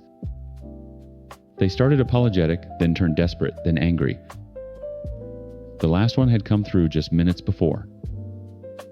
Asterisk, "I know you talked to Chloe. You think you know everything, fucking coward. Call me." Asterisk. So I did. She picked up on the first ring. Finally, she spat. "Took you long enough to grow a pair?" "Was it for the coke, Fran?" I asked, my voice flat, devoid of any emotion. "Was that all it was?" There was a beat of silence. "Don't be so naive," she sneered. "The coke was just a perk. Sean wanted me. He's a man who takes what he wants." It was exciting. "Exciting," I repeated numbly. "Yes, exciting. You want to know the truth, Aaron? I would have done it anyway, even without the debt. Do you have any idea how boring it is, sleeping with you? You lie there like a dead fish." At least with Sean, I felt something. Every word was a calculated blow, designed to inflict maximum damage. The final desperate act of a cornered animal. "He told everyone we had an open relationship," I said. She laughed, a harsh, ugly sound. "And you're surprised. He owns you now. Everyone knows. You're just the guy who paid my rent. You're a cuckold Aaron." That was it. The word hung in the air between us, a final poison dart. I didn't say goodbye. I just hung up, opened my contacts, and blocked her number. Then I went through my family. Aunt Carol. Blocked. My uncle who'd sent a smirking emoji. Blocked. Cousin after cousin, blocked. I scrubbed them from my life like a stain. The next morning I went to a clinic. The wait was sterile and silent, a room full of people staring at their phones, all of us there for our own quiet disasters. The doctor was professional, non-judgmental. He took my blood. He told me it would be a week. That week was the longest of my life. The results came back in an email. Negative. All of it. I didn't feel happy. I just felt empty. Relieved of a weight I hadn't realized I was carrying. The following Saturday, I was in the express lane at the grocery store, holding a basket with a frozen pizza and a 6-pack of beer when I saw him. Sean. He was at the self-checkout buying a bottle of wine and a pack of condoms, laughing with one of the same friends who'd been at the hotel breakfast bar. He saw me. His smile widened. That same smug, arrogant, punchable smile. "Aaron, buddy," he called out like we were old friends. "No hard feelings, right? It's a dog-eat-dog world." Something inside me snapped. The cold humiliation that had been my constant companion for 2 weeks flash boiled into pure white-hot rage. I dropped my basket. I walked the 10 feet that separated us. I didn't say a word. My first punch caught him square on the nose. I felt the cartilage crunch against my knuckles. Blood exploded from his nostrils. He staggered back, his eyes wide with shock. His friend just stood there frozen. Before Sean could recover, I grabbed the front of his expensive polo shirt and slammed a right hook into his jaw. There was a sickening crack, and I saw a tooth fly out of his mouth, skittering across the linoleum floor. He crumpled, falling into a display of potato chips, and didn't get up. I stood over him, my chest heaving, my hand throbbing. The store went dead silent. His friend stared at me, then at Sean bleeding on the floor, and then back at me. He didn't move to help. He just gave me a slow, almost imperceptible nod. I turned and walked out of the store, leaving my pizza and beer behind. The police never came. A few days later, I heard from my cousin Mark, one of the few I didn't block, that Sean wasn't pressing charges. His own friends had told him he'd be laughed out of the courtroom. They told him he got exactly what he deserved. In their eyes, I hadn't committed a crime. I'd settled a score. That was the last I ever heard of Sean or Francesca. I quit my dead-end job. I threw out my bong. I got a therapist. I started going to the gym every day, channeling the rage into iron and sweat. It was a long road. Some days were better than others. Some nights, I still woke up with the image of that hotel room burned into my mind. But I was healing. Mark told me some of the younger cousins were giving their parents hell, calling them out for laughing at me, shaming them for taking Sean's side. It was a small thing, but it was something. It was a sign that the poison hadn't infected everyone. It was a start. Story 8. My house has always been the hub. The place where scraped knees were patched, where the smell of pot roast hung in the air on Sundays, where the door was never locked. When my daughter Leah found herself a single mom, it wasn't even a question. She and my grandson Travis moved into the upstairs suite. Our home became a 3-person, 2-generation whirlwind of laughter, therapy, appointments, and a love so fierce it felt like its own heat source. Travis is the center of our universe. He's 7 with a mind that sees the world in brilliant geometric patterns and a heart that feels everything like a tidal wave. He's autistic. For us, that's not a label. It's just the operating system he runs on. We learned his language, his rhythms. We know that the hum of the refrigerator is soothing, but the sudden roar of the vacuum is a physical assault. We know that scratchy tags are torture, and that the color yellow can bring him a joy so pure it's blinding. Our little ecosystem worked. It was loud and sometimes chaotic, but it was happy. Then there was Kathy. My son Daniel married her 3 years ago. From the beginning, she held herself apart a cool island in our warm sea. She'd watch our easy affection with a look I couldn't quite decipher. Part confusion, part disdain. It was Travis, though, who seemed to be the focal point of her chill. "I just think it's a little ridiculous," she said to me once, watching Leah cut the tags out of a new shirt for Travis. "He has to learn to deal with the real world sometime." "This is his real world, Kathy," I'd said, my voice tighter than I intended. "And in his world, that tag feels like fire ants on his skin. It's not a choice." She just sipped her wine and gave a delicate little shrug as if I'd just tried to explain a silly foreign custom to her. Her real issue, I came to realize, was a festering jealousy aimed at Leah. Leah had the first grandchild, and in Kathy's eyes, that was a title she had stolen. It didn't matter that Leah's circumstances were heartbreakingly difficult. All Kathy saw was that my attention, my time, my home was wrapped up in Leah and her son. Must be nice to have a live-in 24/7 babysitter she'd snipe at Leah during family dinners. A saccharine smile plastered on her face. "Daniel and I have to actually pay times for help." Daniel would just squeeze her shoulder. "Kathy, honey, come on."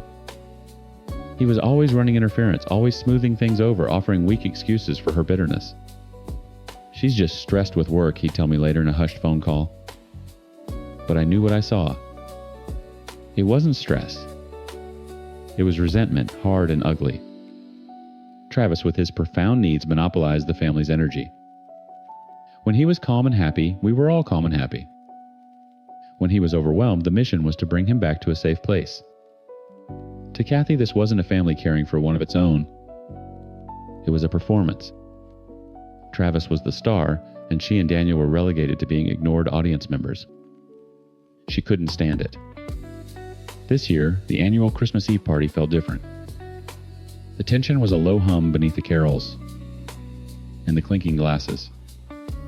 I'd made all the usual preparations, lights dimmed to a gentle glow, no flashing decorations, a quiet room set aside for Travis if he needed a break.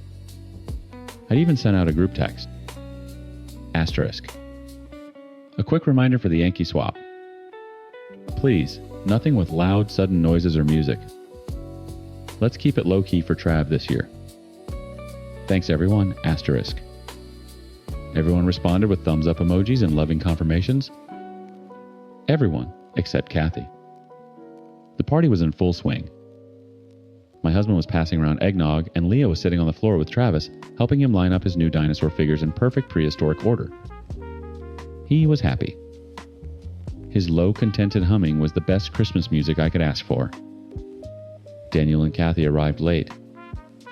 She swept in wearing a dress that was too formal and a perfume that was too strong.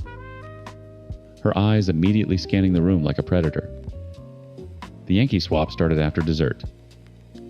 We all gathered in the living room, drawing numbers from a felt Santa hat. My sister Carol drew number 1. She picked a brightly wrapped boxy gift from the pile. She tore it open, and her face fell. It was a foot-tall plastic singing Santa Claus. The kind with dead painted-on eyes that gyrates its hips, while blasting a tinny version of Jingle Bell Rock. The air went still. Everyone looked from the Santa to Travis. "Oh God," Carol whispered quickly, trying to shove it back in the box. "I am so sorry, Leah. I had no idea. The gift was from a cousin who must have missed my text." "It's okay, Carol." "It's fine," Leah said, already rubbing Travis's back, though he hadn't noticed yet. "Just don't press the button. Please." "My lips are sealed," Carol promised, placing the box on the floor beside her chair far out of reach. The game continued. A bottle of wine was stolen. A gag gift of a Nicolas Cage pillowcase got a big laugh. The tension eased. Travis was still absorbed in his dinosaurs. I started to relax. Then it was Kathy's turn. She was holding a perfectly nice gift, a cashmere scarf someone had opened. But she wasn't looking at it. Her eyes were locked on the box by Carol's feet. A slow, deliberate smile spread across her face. She said, tapping a perfectly manicured nail against her chin. I think I'm going to steal.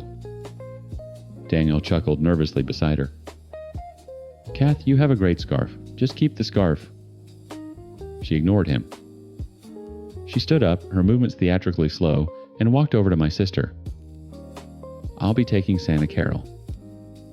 Kathy, no, I said, my voice sharp. Don't be ridiculous. You know Travis can't handle that. She turned her head to look at me, her smile widening into a smirk. Aria, it's a game. It's for fun. Don't be such a killjoy. She took the box from Carol, who looked horrified. But she didn't go back to her seat. Instead, she walked across the room and deliberately, pointedly, sat down on the floor right next to my grandson. Leah stiffened. Kathy, what are you doing? Travis looked up from his dinosaurs, his brow furrowed, sensing the sudden shift in the room's energy. He looked at the box in Kathy's hands, then at her smiling face. Kathy just laughed a high, brittle sound. Oh, relax, everyone. It's just a toy. And then while looking directly at me, she turned the box over, slid the plastic Santa from its cardboard prison, and jammed her thumb down on the red play button on its base. The first tinny, horrifyingly loud bars of Jingle Bell Rock blared from the tiny speaker. The Santa's hips began their jerky robotic thrusting. Travis's reaction was instantaneous and violent. It wasn't a cry, it was a scream of pure animal terror. He threw himself backward, scrambling away from the noise, his hands flying up to clamp over his ears.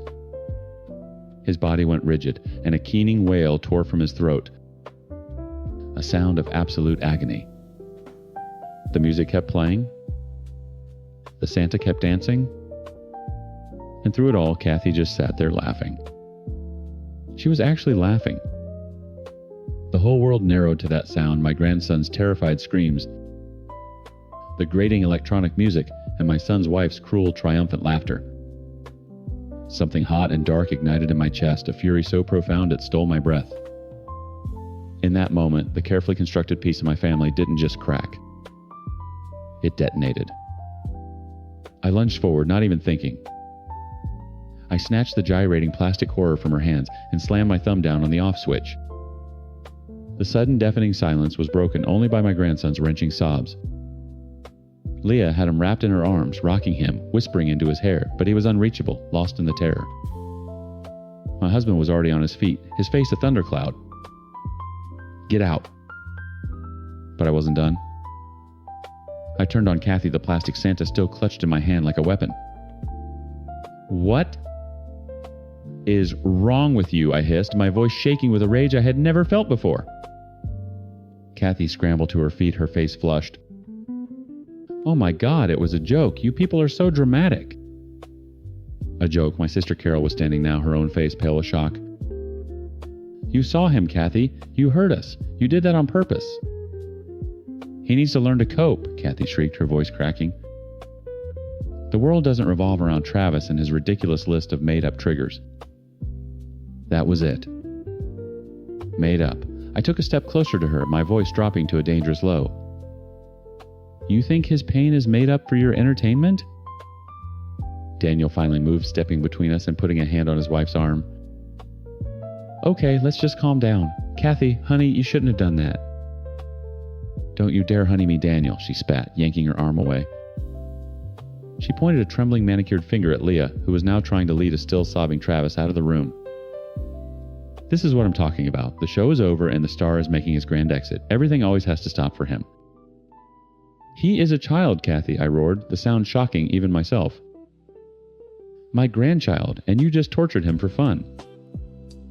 Her mask of composure finally shattered, revealing the ugly, festering resentment beneath. Fun. You want to know what's fun? Watching my husband and I get treated like second-class citizens in his family because Leah had to go and have the precious first grandchild. He soaks up all the attention, all the time, all the... money. You act like he's a little prince. and we're just nothing. I'm sick of it. The confession hung in the air, grotesque and raw. She wasn't just cruel. She was proud of it. My husband stepped forward. His voice was quiet, but it carried the weight of finality. Daniel, get her out of my house. Now. Daniel looked from his wife's contorted face to my own, his expression a pathetic mix of panic and shame. He grabbed Kathy's elbow. We're leaving. Good, she yelled as he dragged her toward the door. This family is a joke. They stormed out, slamming the door behind them, leaving a wake of stunned silence and my grandson's lingering, heartbroken sobs. The house cleared out quickly after that. My family offered hushed, horrified apologies and fierce hugs before slipping out into the cold night. The party was over. Christmas was over. It took Leah nearly 2 hours to calm Travis down. We sat with him in his room with his weighted blanket and the soft glow of his Galaxy projector until his ragged breaths finally evened out into the rhythm of sleep. I watched my daughter, her face etched with a pain and exhaustion that cut me to the bone. She didn't have to say a word. We both knew a line had been crossed that we could never uncross. The next day, Daniel called. My husband answered and put it on speaker. Mom, Dad, Look, I'm so sorry about last night, he began, his voice thick with practiced regret. Kathy feels terrible. She had too much wine, she was stressed from work, she didn't mean for it to go that far. I waited. The silence stretched. And I finally asked. And she's really sorry, he finished lamely. Then why isn't she times on the phone, Daniel? I asked. My voice was flat, devoid of emotion. He stammered. Well, she's just really upset. She feels like everyone ganged up on her. Did she feel ganged up on when she was laughing at a terrified 7-year-old? I shot back. I want to hear from her. She needs to apologize to me, and more importantly, she needs to apologize to Leah. Right, of course, he said quickly. I'll talk to her.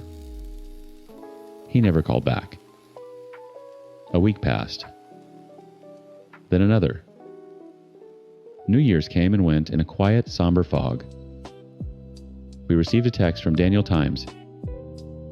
Happy New Year. Hope you guys are well. Asterisk, it was a coward's olive branch, an attempt to sweep the shrapnel under the rug and pretend the explosion never happened. I didn't reply. Finally, after 3 weeks of suffocating silence, my husband and I sat at the kitchen table. We had talked it through a dozen times, looking at it from every angle, but we always landed in the same place. This wasn't about a simple family squabble. This was about protecting a vulnerable child from a predator. She can't come back here, my husband said, his voice firm. Not like this. I nodded, a cold stone of grief and certainty settling in my stomach. I picked up my phone and called Daniel. He answered on the second ring, his voice wary. Daniel, I said, no preamble. Your father and I have made a decision. Kathy is no longer welcome in our home. I heard his sharp intake of breath. Mom, what? You can't be serious. You're banning her. It was one mistake. It was not a mistake, I said, my voice as steady as steel. It was a choice. A deliberate, cruel choice. She hurt Travis Daniel. She enjoyed it. Until she is willing to come here, look me and her sister-in-law in the eye, and give a sincere, genuine apology for her behavior, she cannot be in this house. She cannot be around your nephew. This is not negotiable. This is insane, he sputtered. You're punishing us. You're choosing them over me. The accusation hit its mark, and for a second my resolve wavered. My son. My little boy. But then I pictured Travis's face contorted in terror, and the steel returned. I am not choosing anyone over you, Daniel. I am choosing to protect a child who cannot protect himself. That is my job as his grandmother, and frankly, it should be your job as his uncle. The door is open for you always. For her, there are conditions. He said something ugly then about me being controlling, about Leah having me wrapped around her little finger. I didn't argue. I just listened until he was done. I love you, Daniel, I said softly when he finally ran out of steam. But the boundary stands. I hung up. That was 6 months ago. We didn't see them for Easter. They missed Travis's 8th birthday. I get curated updates from my sister. Kathy has been telling anyone who will listen that we are unstable, that we've cut them out over a silly misunderstanding about a Christmas toy. She has painted herself as the victim, and Daniel is her loyal, wronged husband.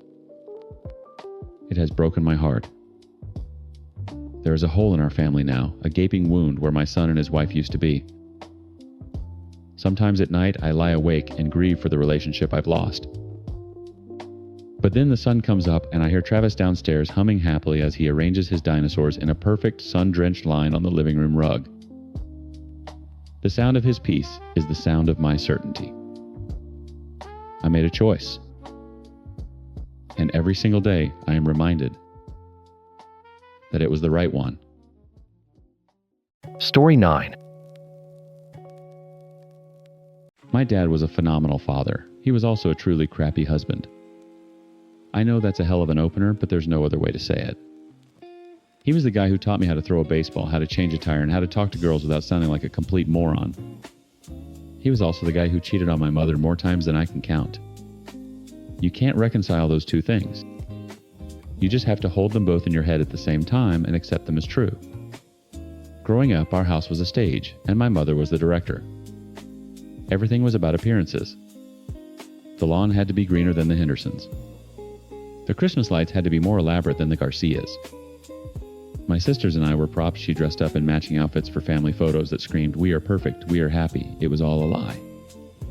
I remember one Saturday when I was about 15. Dad was trying to hang a new ceiling fan in the den. He slipped on the ladder, came down hard, and sliced his arm open on a metal bracket. It wasn't a gusher, but it was bleeding badly. He yelled my name and I came running. "Grab the first aid kit from the kitchen, buddy," he said through gritted teeth, pinching the wound shut. I ran into the kitchen. My mother was standing at the counter, calmly arranging a bouquet of lilies in a crystal vase. She didn't even look up. "Mom, Dad's hurt." "He's bleeding," I said, yanking the kit out from under the sink. "Is he getting it on the new rug?" she asked, her voice as cool and smooth as the marble countertop. "Tell him to use a towel." I just stared at her. Not an ounce of concern. Not a flicker of emotion. My father, the man whose credit card had paid for the rug, the vase, and the goddamn lilies, could have been bleeding out in the next room, and her only concern was the upholstery. That was their marriage in a nutshell. It wasn't a marriage, it was a business partnership. I didn't learn the real terms of their deal until last year when the doctors gave Dad the 6-month warning. Pancreatic cancer. A real son of a bitch. I was sitting by his hospice bed, the room smelling of antiseptic and fading hope. He'd lost so much weight, his clothes hanging off his frame like they belonged to a bigger, healthier man. But his eyes were still sharp, still had that glint of mischief.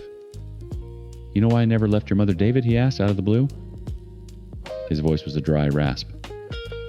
"I figured you stayed for us kids," I said. It was the story I'd always told myself.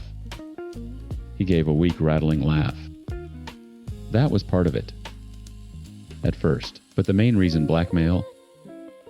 I felt my eyebrows shoot up. "What are you talking about?" "Early on, maybe 10 years in, I'd had enough," he said, adjusting his oxygen tube. I told her I was done. I was going to file for divorce. She looked me dead in the eye and said, "If you do that, I will tell the police, our friends, and our families that you beat me. I'll say you hit the kids, I will destroy you." The air in the room went cold. I couldn't speak. "I knew she'd do it," he continued, his gaze fixed on the ceiling. "She's a brilliant tactician, your mother. She knew nobody would question a crying woman. And I'd have lost everything.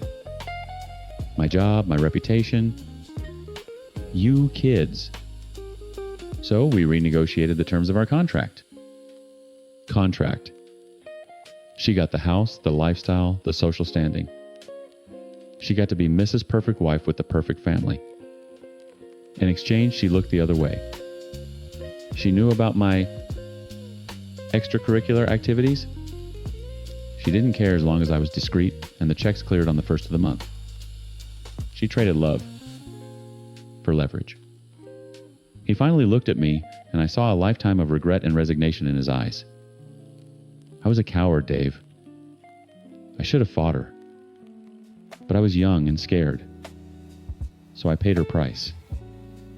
And I tried to make up for it by being the best damn dad I could be. He was. He never missed a game. He always had time for my stupid problems. He loved me and my sisters fiercely. A love that felt all the more real and desperate compared to the emotional vacuum of our mother. He wasn't a good man, not in the traditional sense. But he was a good father. The last 2 weeks were a blur of morphine drips and whispered conversations. During that time, he was always scribbling in a worn leather notebook. Sometimes, he'd let out a short, sharp laugh, then wince in pain. "What are you writing?" I asked him one afternoon. "My last will and testament," he coughed, a grim smile playing on his lips. "Not the legal one your mom's lawyers have that's sewn up tight. This is more of a spiritual declaration. My side of the story." The day before he died, he called me into his room. My sisters were in the hall crying quietly. He was lucid, frighteningly so. The cancer had eaten away his body, but it hadn't touched his mind. He gestured to a thick, sealed manila envelope on his bedside table. "That's for you," he rasped. I picked it up.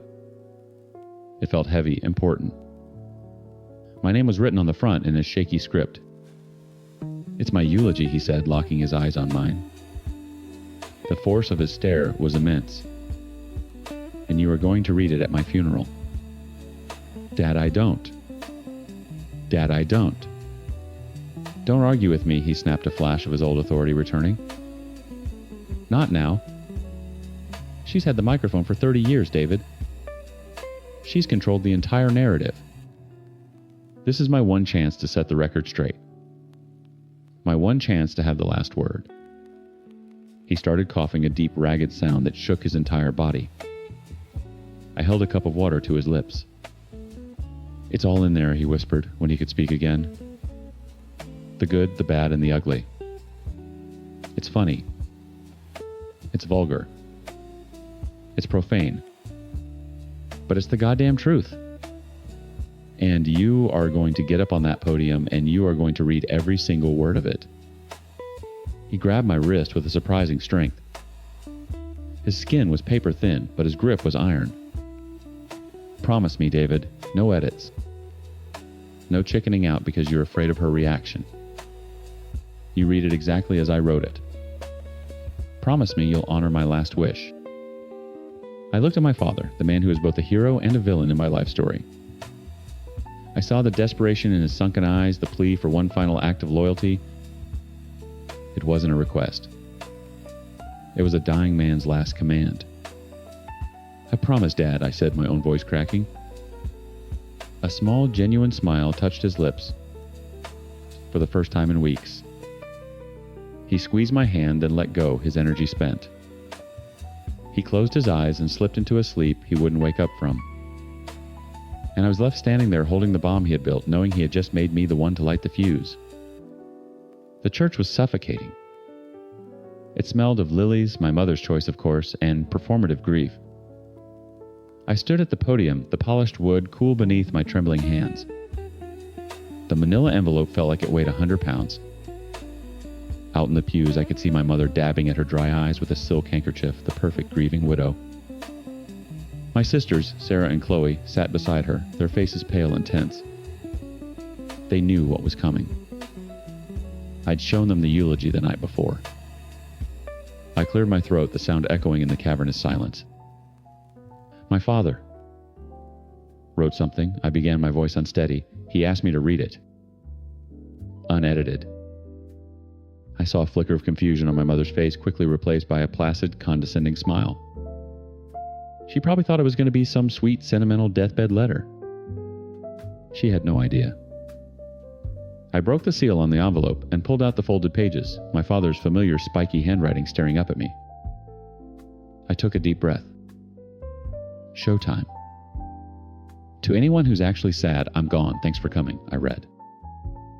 A few nervous titters rippled through the crowd. To anyone who's just here for the free sandwiches, they're in the back. Try the roast beef. My dad's father, Grandpa Joe, let out a loud snort. My mother shot him a look that could curdle milk. I kept reading. They say you should speak well of the dead. Lucky for you, I'm the one speaking and I can say whatever the hell I want. I was a good father. I was a terrible husband. If you're shocked by that, you haven't been paying attention for the last 30 years. The air in the church shifted. It became heavy charged. I didn't dare look at my mother. I just focused on the words. My marriage to the lovely woman in the front row, you know, the one who looks like she's auditioning for a tragedy, was a masterclass in transactional relationships. She provided the beautiful home and the picture-perfect family. I provided the money. All of it. A collective gasp went through my mother's side of the family. Her parents, my maternal grandparents, looked like they'd been slapped. Early on, I wanted out. She informed me that if I filed for divorce, she would fabricate a story of spousal and child abuse that would ruin my life. It was a brilliant, cold-blooded move. So I stayed. And in exchange for my financial loyalty, she granted me a certain freedom. As long as I was discreet and the mortgage was paid, she didn't care who I spent my nights with. Our marriage wasn't a sacred vow. It was a non-disclosure agreement with a hefty price tag. I paused to turn the page. The silence was absolute. Everyone was staring mouths agape. I risked a glance at my mother. Her face was a mask of white-hot fury. The grieving widow was gone. A killer had taken her place. Grandpa Joe was shaking with silent laughter, tears streaming down his face. He caught my eye and gave me a huge approving wink. I soldiered on my voice, gaining strength with every word of my father's truth. She traded love for leverage, and I was too much of a coward to call her bluff. That's on me. I failed as a husband, but I'd like to think I succeeded as a dad. To David, Sarah, and Chloe, you were the only real things in my life. The only part that wasn't a lie. I love you. I finished with his final line. So that's that. Don't cry for me. I'm finally out of the contract. Now somebody get Grandpa Joe a damn whiskey. I folded the papers, placed them back in the envelope, and walked down from the podium. I didn't look at anyone. The walk back to my seat felt a mile long. The service ended abruptly after that. No one else seemed to have anything to say. The fallout was immediate. As people were filing out, my mother cornered me near the vestibule. Her face was contorted with a rage I hadn't seen since Dad dented her Mercedes. You idiot, she hissed, her voice low and venomous. You stupid, selfish boy. You've humiliated me. You've ruined this entire family. I was honoring his last wish, I said, my voice flat. His last wish was to be a vindictive bastard, and you were his little puppet. Her parents flanked her, their faces grim with disapproval. Your father was a philandering pig, my maternal grandmother spat. And you were just like him. He was a good man, Grandpa Joe roared, stepping up to my side. He smelled faintly of the flask I knew he kept in his coat. He was a good man, trapped by a damn vampire, and David here just let a little sunlight into the crypt. My mother ignored him, her eyes boring into mine. This is it, David. This is the last time you will ever speak to me. And you can forget about your sisters. You will never see them again. I will make sure of it. It was her ultimate weapon. The one she'd held over my dad's head his entire life. The threat of taking his children. But she wasn't dealing with my dad anymore. No, you won't, I said calmly. Her eyes narrowed. Just watch me. Right on cue, Sarah and Chloe came and stood beside me. Sarah, 21, and legally her own woman, crossed her arms and stared our mother down. Chloe, a week away from her 18th birthday, looped her arm through mine. That's not going to work anymore, Mom, Sarah said, her voice steady and cold. You don't control us. Chloe leaves for Stanford in August, I added. And I'll be helping her move in. You don't have any leverage. The contract is void. I used Dad's word. Asterisk. Contract. Asterisk. I saw it land. For the first time in my life, I saw my mother look completely and utterly defeated. Her power, the carefully constructed illusion she had maintained for 3 decades, had evaporated in the space of 10 minutes. All she had left was public shame and 3 children who now saw her for exactly what she was. She stared at the 3 of us, a united front she never anticipated. Her mouth opened, then closed. There were no more threats to make. No more cards to play. She turned without another word, her parents trailing behind her like defeated sycophants, and swept out of the church. We stood there for a moment, in the sudden quiet, the 3 of us. The bomb had gone off. The smoke was clearing. Grandpa Joe clapped me hard on the shoulder.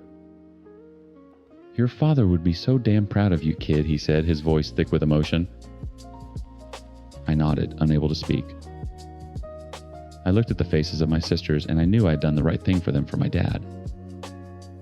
But as the adrenaline began to fade, a cold, heavy feeling settled in my gut. I had honored my father. I had set his truth free. But I had also detonated our family, leaving nothing but rubble and scorched earth. And I was the one left standing in the wreckage, wondering if the cost of one man's final word was worth a lifetime of war. Story Teen. The phone rang for the 10th time, a hollow mocking sound in the too quiet house. I watched the snow swirl outside the kitchen window, piling up in thick white drifts against the fence. It was beautiful and suffocating. Just like my marriage, I guess. Something had been off for months, a chill that had nothing to do with the weather. Marie called it stress from work. I called it bullshit. It was in the way she'd angle her phone away from me, the way her laughter sounded forced when I walked into a room while she was texting. Little things. 1,000 tiny cuts that leave you bleeding out before you even realize you're wounded. Girls' night, she'd said, kissing me on the cheek. The kiss didn't land. It was just a press of cold lips. Rebecca's hosting. I'll probably just stay over with the storm coming in. Don't wait up. That was 8 hours ago. The storm was a full-blown blizzard now. And Marie wasn't answering her phone. Neither was Rebecca. My gut twisted. It was the same ugly knot I'd been trying to ignore for a year. The one that tightened every time she came home late, smelling of wine and a perfume that wasn't hers. Fuck this, I muttered to the empty room. I grabbed my keys and pulled on my boots. The kids were asleep upstairs. Carrie, my sweet 10-year-old girl, and 6-year-old Ben. The thought of them safe and warm in their beds was the only thing keeping me from punching a hole through the wall. They deserved a mother who came home. They deserved a father who wasn't a fool. The drive to Rebecca's was hell. My truck fishtailed on the unplowed roads, the wipers fighting a losing battle against the thick, wet snow. Every slide of the tires felt like my life skidding out of my control. Each red light was a new spike of adrenaline. What was I even doing, driving through a blizzard like a maniac because my wife won't answer her phone? I was pathetic. Or I was finally done being lied to. Rebecca lived in one of those new subdivisions on the other side of town. big, soulless houses that all looked the same. I nearly missed hers, the numbers on the mailbox obscured by a thick crust of snow. I slammed the truck into park and left it running, headlights cutting through the swirling white. The porch light was on. I stomped up the steps, my heart hammering against my ribs, and pounded on the door. For a long moment there was nothing. Just the howl of the wind. I was about to pound on it again when the door cracked open. Rebecca stood there clutching a robe tight at her throat. Her hair was a mess, and her eyes were wide with a kind of panic she couldn't hide. "Peter, what are you doing here? It's 2 a.m. "Is Marie here?" I asked, pushing past her into the foyer. The house was warm, quiet. Too quiet. No music, no sounds of laughter or conversation. No sign of a girls' night. Yes, she's sleeping," Rebecca stammered, blocking my path to the rest of the house. "She had a little too much wine. You should just let her sleep it off." I looked right through her. "Where?" "Peter, don't. You should just go home. She'll call you in the morning." Her face was a mask of flimsy excuses.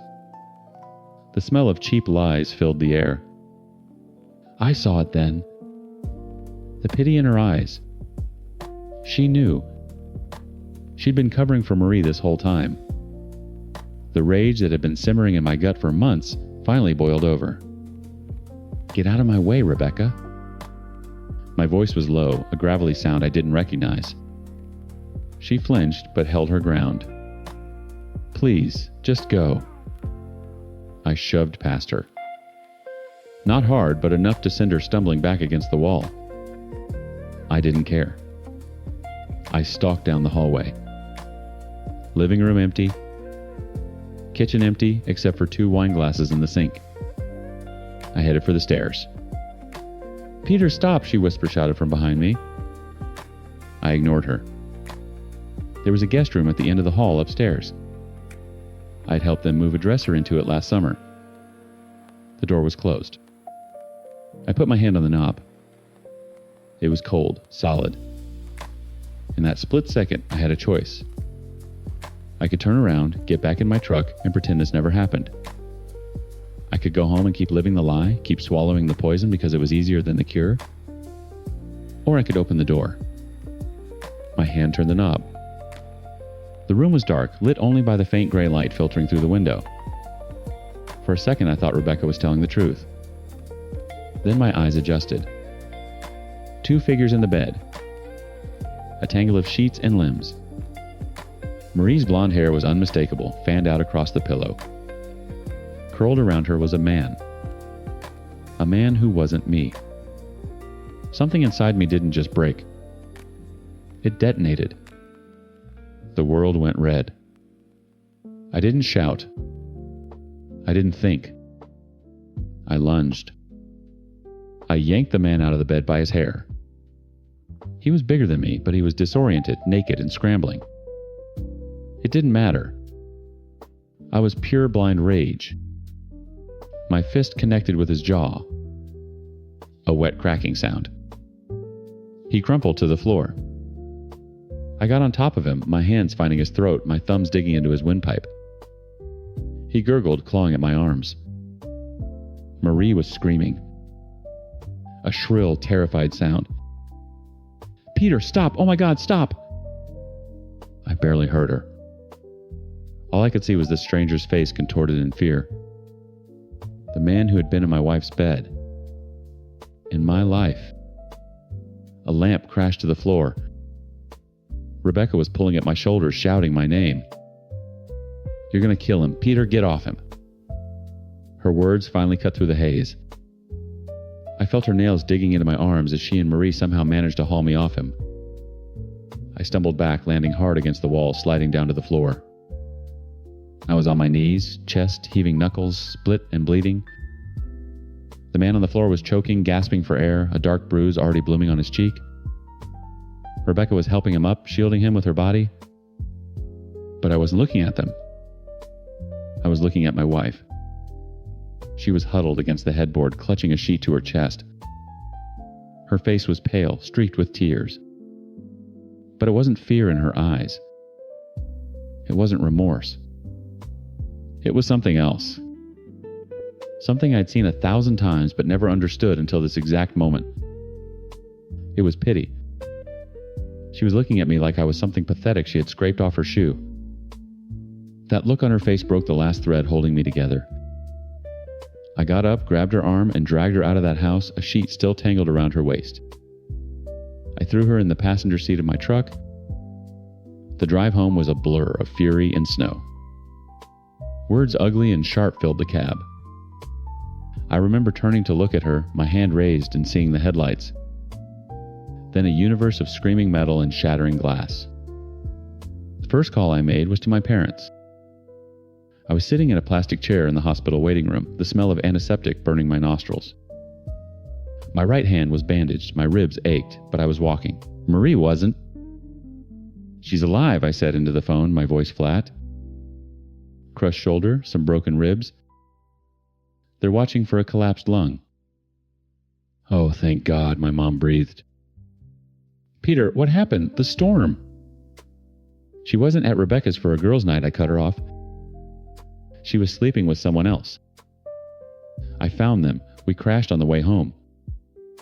Silence. A thick, heavy stillness on the other end of the line. "I'm divorcing her," I said. "It's over." The second call was to her parents. I used the same tone, the same clipped, emotionless delivery. The facts laid out like slabs of meat on a butcher's block. Her mother started crying, babbling about forgiveness and mistakes. I hung up on her. I didn't feel rage anymore. I didn't feel anything. I was a machine, executing a protocol. The love, the warmth, the life we built, it had all been cauterized in the wreck. My lawyer, a shark named Costello my father had on retainer, didn't waste time with sympathy. He wore a suit so sharp it could cut glass, and he looked at my case like a math problem. "She was unfaithful. You have proof." "Witnesses, however compromised," he said, steepling his fingers. "This simplifies things. We'll file for at-fault divorce. We'll get a PI to dig into her financials, her phone records.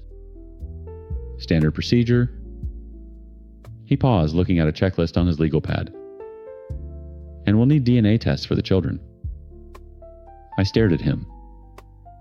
"What?" "Paternity tests," he clarified, as if I were a child. "It's boilerplate, Peter.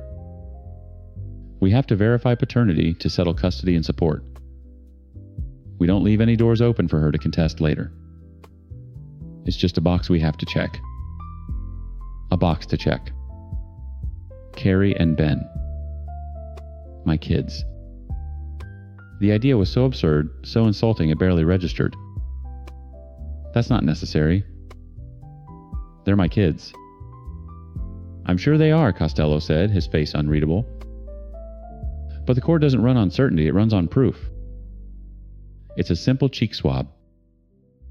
Get it done." 2 weeks later, I was back in Costello's leather mahogany office. He slid 2 envelopes across the polished surface of his desk. He opened the first one. Benjamin Davies. Paternity confirmed. 99.99% probability. He pushed it aside.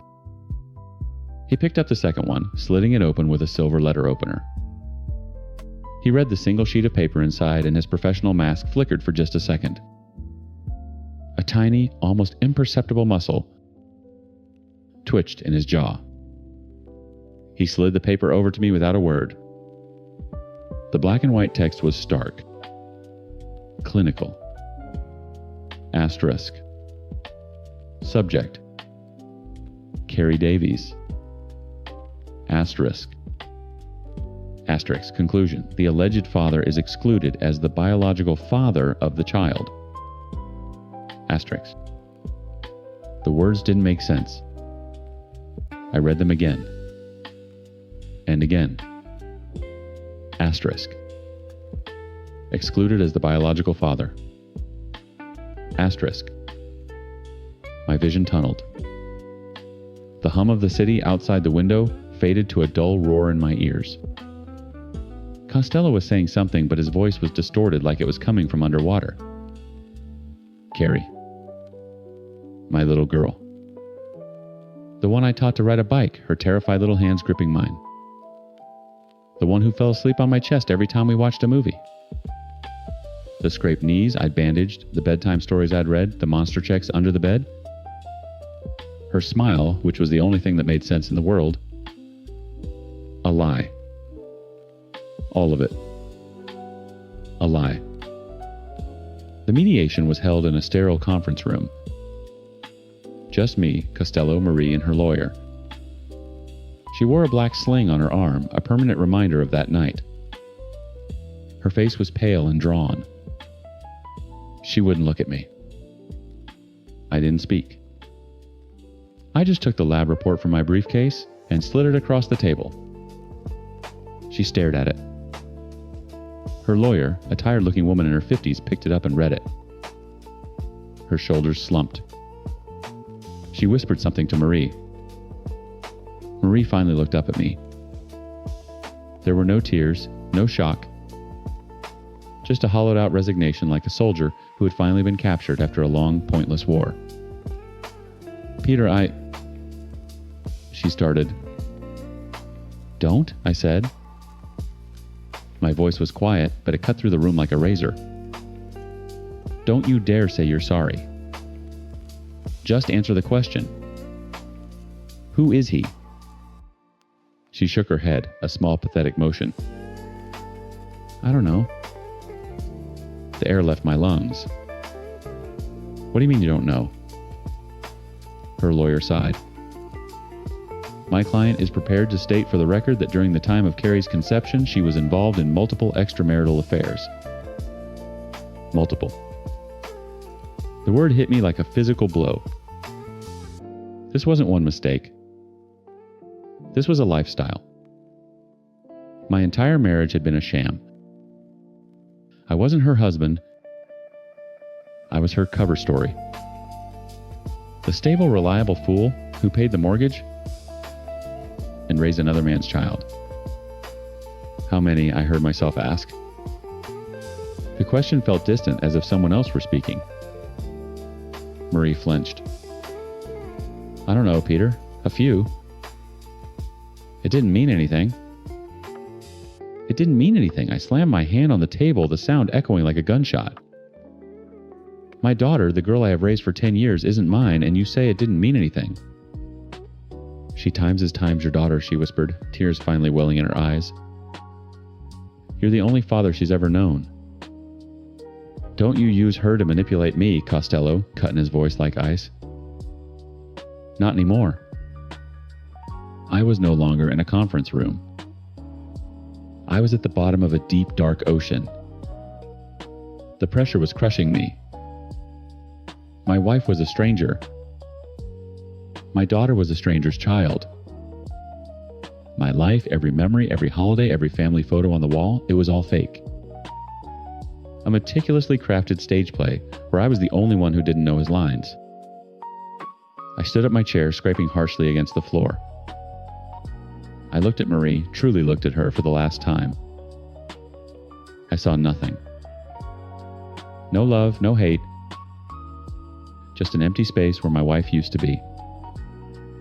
I want you out of the house by the end of the week, I said to her, lawyer, not to her. I want full custody of Ben. She can have supervised visitation, that's it. Everything else you two can fight over the scraps. I walked out without looking back. That night, I stood in the doorway of Carrie's room. She was asleep, her breathing soft, and even her favorite stuffed bear tucked under her arm. Her face, so familiar and beloved, was now a painful mystery. I saw the ghost of some other man in the curve of her cheek, the shape of her nose. My heart didn't just break. It atomized. The pain was a physical thing, a jagged piece of metal lodged in my chest. I had lost my wife. I had lost my family. And now I had lost my daughter, who was sleeping 20 feet away from me. I still loved her. God help me, I loved her more than my own life. But she wasn't mine. Ben was asleep in the next room. My son. My real biological son. He was the only piece of this shattered life that was still true. I had to protect him. I had to build some kind of world for him out of this smoking crater. But how?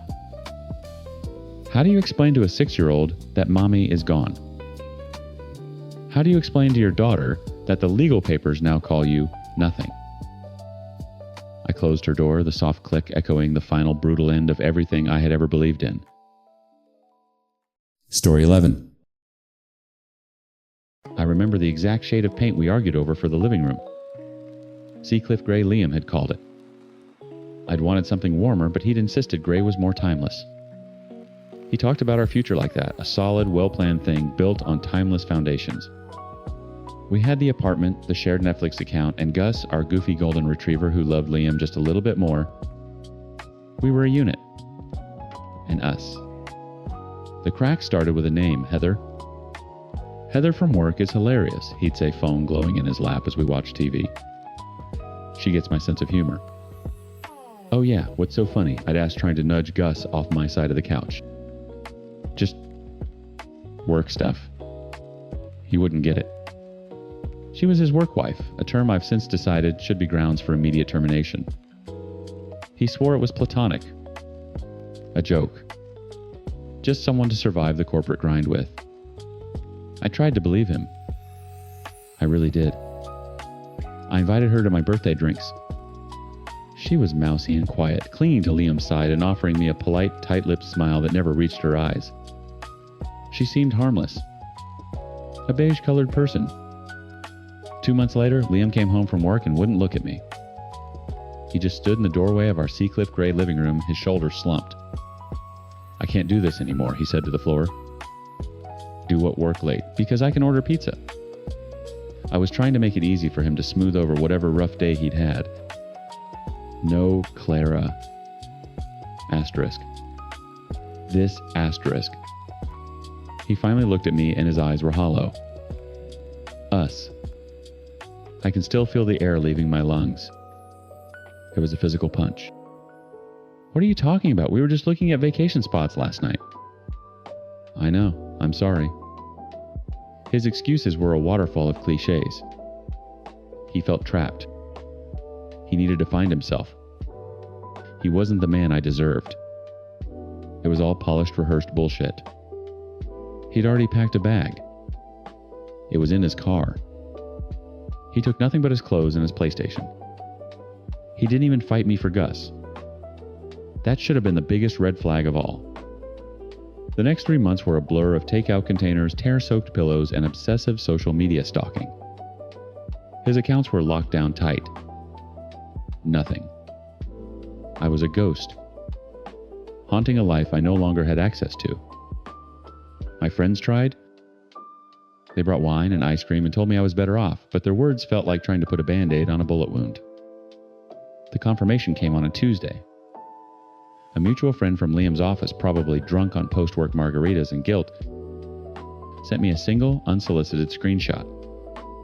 It was a photo from Heather's Instagram, which was public. Liam and Heather grinning, arms wrapped around each other in front of the Eiffel Tower. The caption, 6 months with my favorite person. He makes Paris even more magical. The picture was posted yesterday. 6 months. I did the math, my fingers shaking. He had been with her for 2 full months before he even bothered to break my heart. Our entire last vacation, our final I love yous, the fight over the damn gray paint, it was all a lie. He wasn't finding himself. He had already found someone else. That screenshot broke me. But it also lit a fire. I looked at my reflection in the dark screen of my phone, puffy eyes, unwashed hair, Liam's old sweatshirt hanging off me. I didn't recognize the woman staring back. And in that moment, I decided I never wanted to see her again. The next day, I booked my first therapy session. Dr. Anya was a no-nonsense woman who told me to feel the anger instead of drowning in the sadness. So I did. I got angry at Liam. At Heather. At myself for being so blind. I started journaling, filling notebooks with furious, jagged letters. I ran until my lungs burned. I lifted weights until my arms shook, turning the phantom weight in my chest into something I could physically conquer. My best friend Sarah dragged me on a backpacking trip through the Sierras. On the third day, after a brutal 8-hour hike, I stood on a granite peak watching the sun dip below the mountains, and I felt nothing. Not sadness, not anger. Just the wind on my face and the solid ground beneath my feet. It was the first time I'd felt peace in almost a year. I came back different. Stronger. I started saying yes to things. Yes to after-work drinks. Yes to that cooking class I'd always wanted to take. Yes to Sarah setting me up on a blind date. He's a firefighter, Clara. A literal, real-life hero who saves cats from trees. You can't say no. I laughed. A real, genuine laugh. Okay, fine. One date. His name was Ben. He was tall with kind eyes and a smile that crinkled at the corners. He picked a trendy little Italian place downtown with low lighting and amazing pasta. The conversation was easy. He talked about his job, the crazy calls, the camaraderie at the firehouse. He asked about my marketing work, about Gus, about my backpacking trip. He actually listened. He wasn't looking at his phone. He wasn't scanning the room. His attention was entirely on me. For the first time in over a year, I felt that little spark. The flutter of possibility. I was in the middle of telling him a ridiculous story about Gus stealing a whole rotisserie chicken off the counter, my hands gesturing wildly, my head thrown back in a laugh. He was laughing with me, his eyes bright and focused. It was perfect. It was easy. It was everything my relationship with Liam wasn't at the end. And that's when I heard it. A laugh from across the room. A wheezing, familiar cackle that sent an involuntary shiver down my spine. My smile froze. My blood went cold. I slowly, reluctantly turned my head toward the sound. And there he was. Sitting 2 tables away, crammed into a booth that seemed far too small for him, was Liam. But it wasn't the Liam I remembered. The man who used to meticulously track his macros and spend hours at the gym was gone. In his place was a doughy, bloated stranger. His face was puffy, his neck lost in the tight collar of a wrinkled polo shirt that strained across a prominent gut. He looked soft. Unhappy. Unrecognizably fat. And across from him, picking at a salad with pursed lips, was Heather. She was still beige, but now it was a faded, washed-out beige. The magical Paris glow from her Instagram post had evidently worn off, replaced by the flat, unforgiving light of a Tuesday night in a pasta restaurant. My own laugh died in my throat. Every muscle in my body tensed, a primal fight-or-flight instinct kicking in. For a split second, the floor dropped out from under me, and I was back in that Seacliff Gray living room, the air thick with his bullshit excuses. Then Dr. Anya's voice echoed in my head as clear as if she were sitting next to me. Asterisk. You are not that person anymore. You are here. Now. Be here. Now. Asterisk. I took a sharp, silent breath. I blinked once, forcing the ghost of the past away.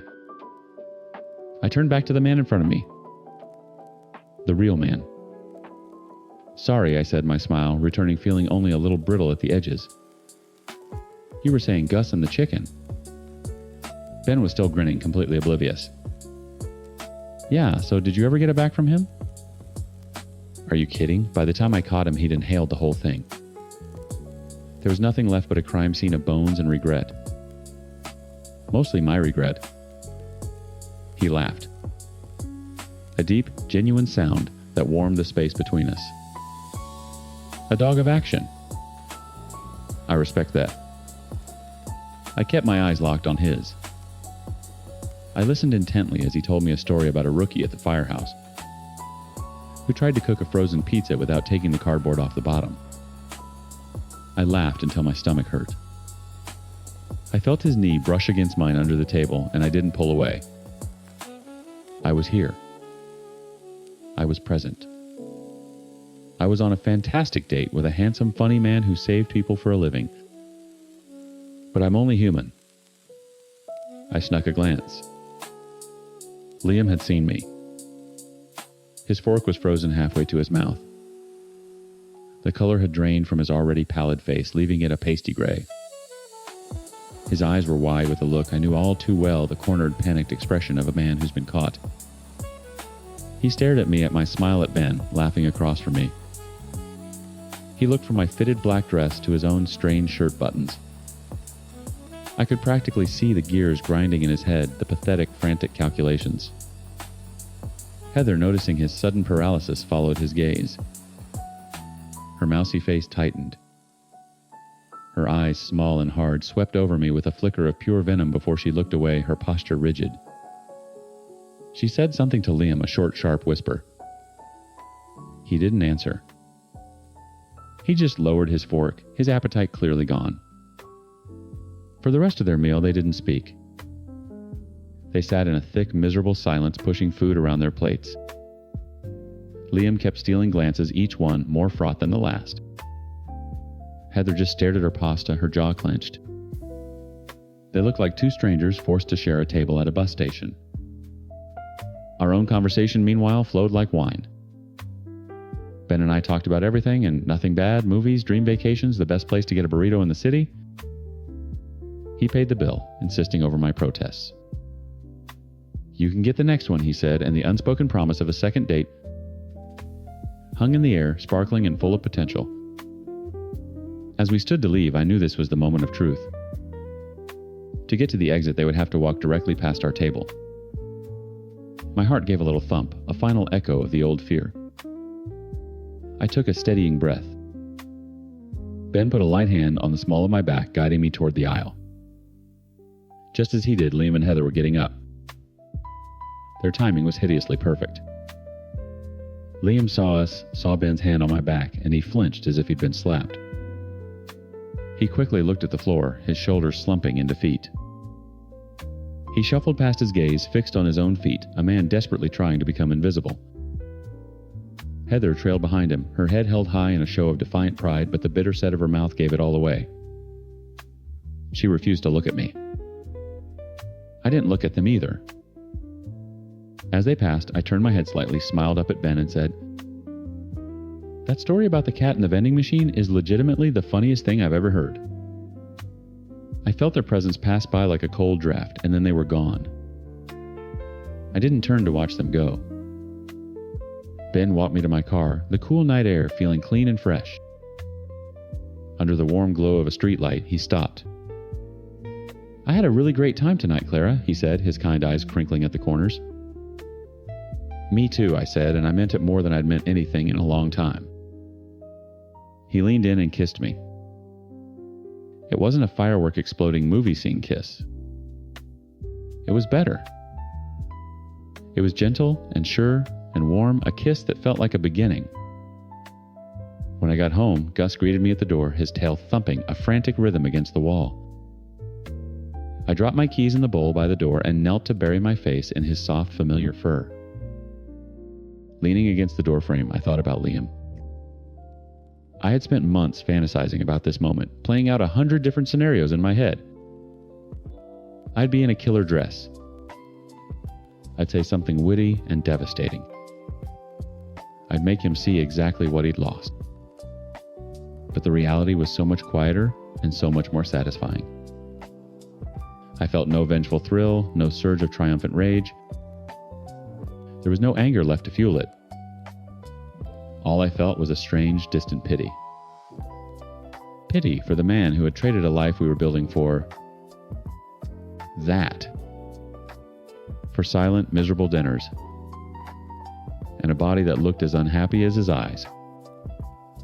He hadn't just left me. He had left himself. He'd given up. I looked around my own apartment, at the warm colors I'd chosen, at the framed photos of my friends on my backpacking trip of Gus. My life was full and vibrant. My life was my own. He hadn't broken me. He had freed me. And as I hung up my keys, I realized the ultimate revenge wasn't making him miserable. It was being happy without him. Story 12. My son Ethan is 25 years old. He lives in my house, eats my food, and uses my credit card for gas money and God knows what else. I've paid every penny of his college tuition, a 5-year journey for a 4-year degree. He still hasn't finished. Some might call me an enabler. I call it being a widow who's just trying to hold what's left of her family together. When my husband Mark died, a part of Ethan died with him. The ambitious, kind boy who helped me with the groceries and talked about becoming an architect was replaced by a sullen, listless man-child who believed the world, and specifically my wallet, owed him something. He'd walk through the house his father built, running a hand along the walls, and say things like, "I'll probably knock out this wall when I take over." Not times, if times, but times when, asterisk. As if my death was just a future real estate transaction. Then came Sarah. The first time Ethan brought her home, she walked in wearing ripped shorts and a crop top, didn't bother to take off her dirty sneakers, and plopped onto my white sofa. She was 20, with a face full of piercings and an attitude to match. "Hey," she said, not to me, but to the TV. She picked up the remote and changed the channel. I was in the middle of a movie. "I'm Gloria, Ethan's mom," I said, my voice tight. She grunted in acknowledgement. "You got any snacks?" That was Sarah. For the next 7 months, she was a permanent fixture, a human stain on my furniture. She left wet towels on the bathroom floor, half-empty mugs in every room, and used my expensive face creams without asking. She'd speak to me only when she wanted something, usually a ride or for me to order them a pizza. Ethan, blinded by whatever spell she'd cast, saw none of it. He saw a free spirit. I saw a parasite. He started missing more classes. His grades, which were already mediocre, tanked. He stopped talking about his future and started talking about their future. When Sarah and I get a place, he'd say, usually while asking me for money to take her out to a fancy dinner we both knew he couldn't afford. The tension simmered a low boil, just waiting to spill over. It finally happened at my sister Carol's 30th wedding anniversary party. It was a big affair, a catered event in her backyard. I'd told Ethan that this was important, that he and Sarah needed to be on their best behavior. Yeah, we know, he'd said, rolling his eyes. Be nice to the old people. They arrived an hour late. Sarah was wearing a dress that was more of a suggestion than an actual piece of clothing. She made a beeline for the open bar, while Ethan got cornered by an uncle asking about his college progress. I watched her from across the lawn, downing champagne like it was water. An hour later, I heard a commotion near the gift table. My niece Jessica, who was 17, was in tears. Sarah was standing over her, her face contorted in a drunken rage. "I saw you," Sarah slurred, jabbing a finger in Jessica's face. "You were flirting with him." "He's my cousin," Jessica cried. "I was just saying hello."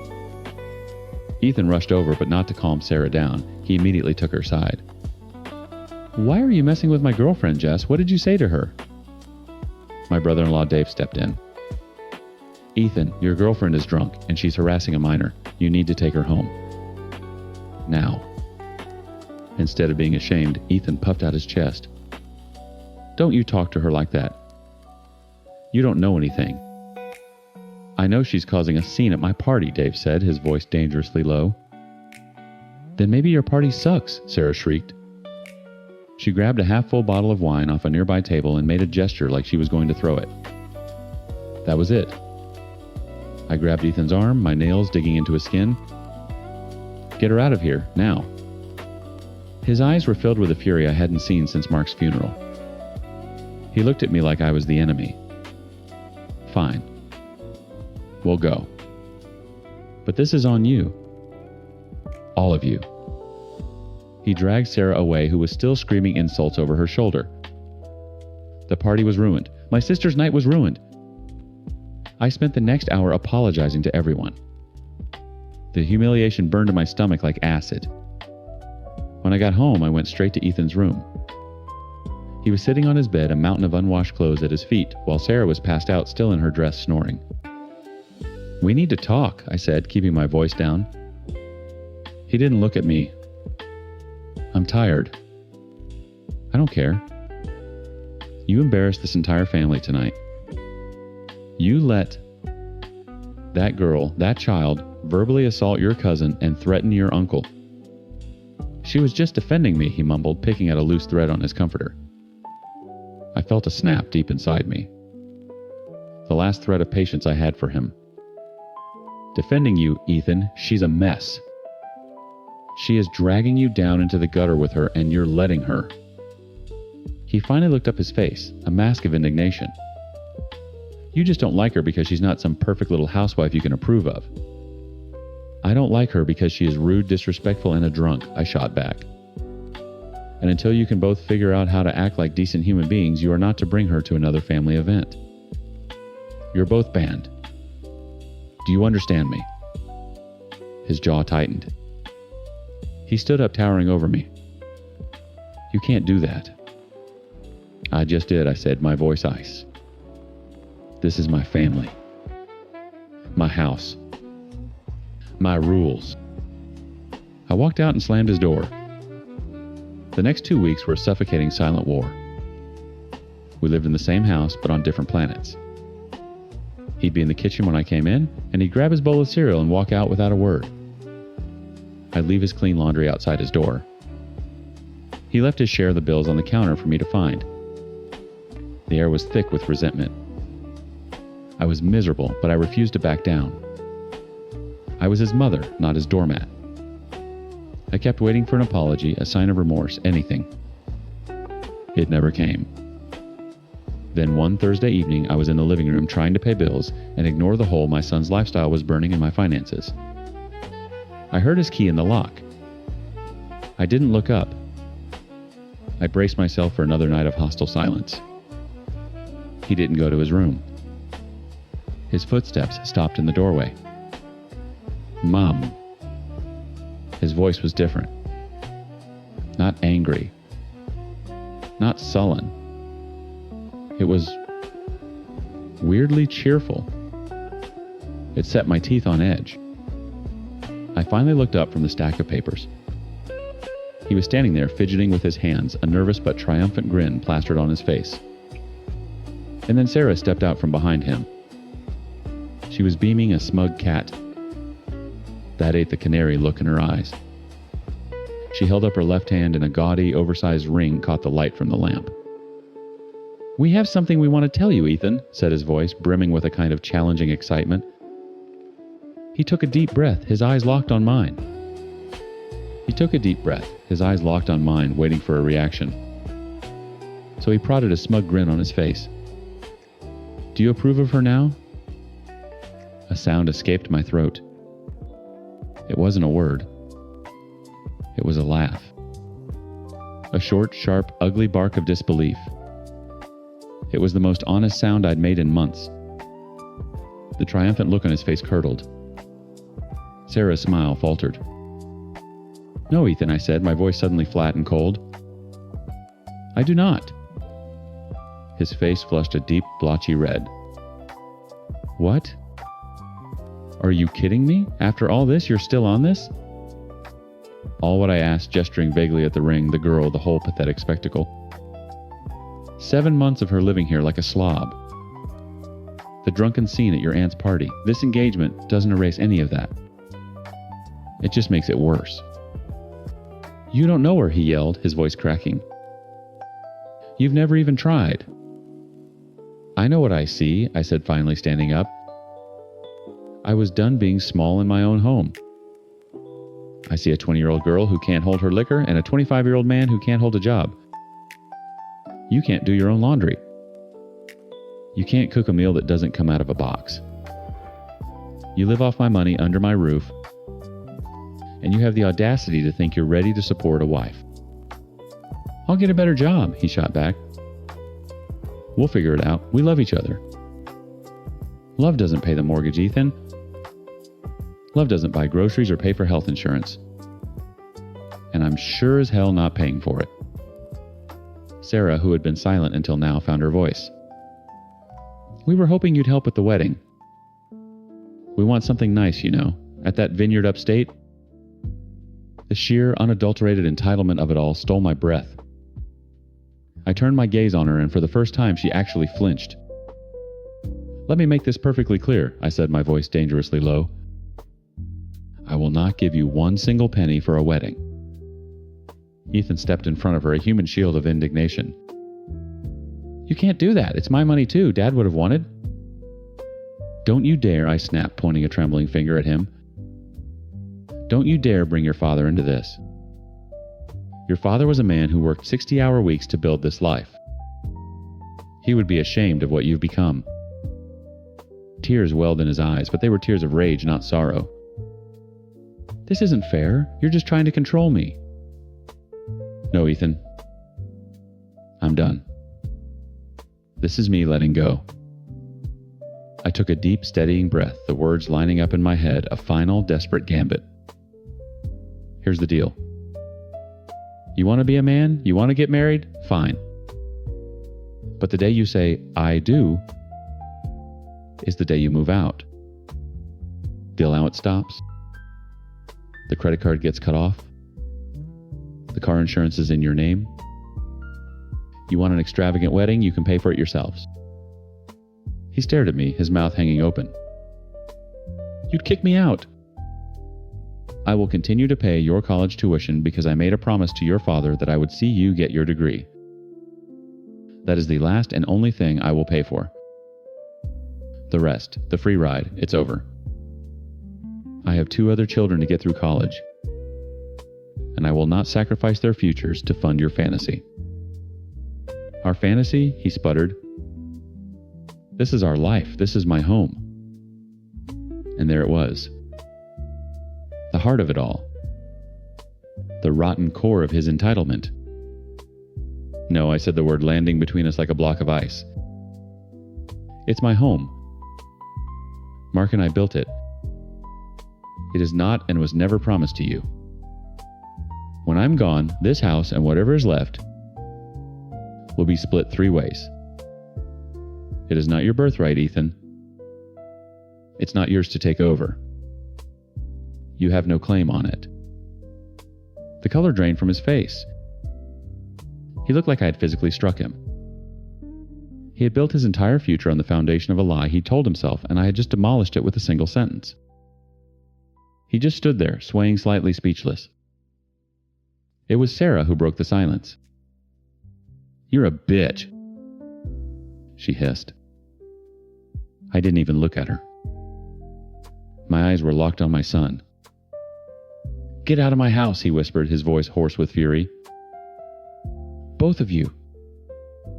Just go. He didn't need to be told twice. He grabbed Sarah's hand and practically dragged her out the front door, slamming it so hard a picture frame rattled on the wall. The silence that followed was deafening, broken only by the sound of my own ragged breathing. The next day at the office, I was a wreck. I'd barely slept.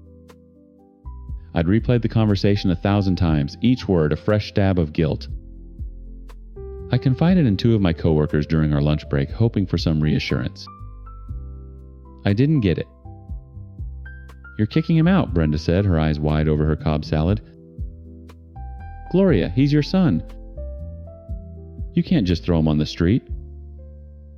I'm not. I argued, my voice weaker than I wanted it to be.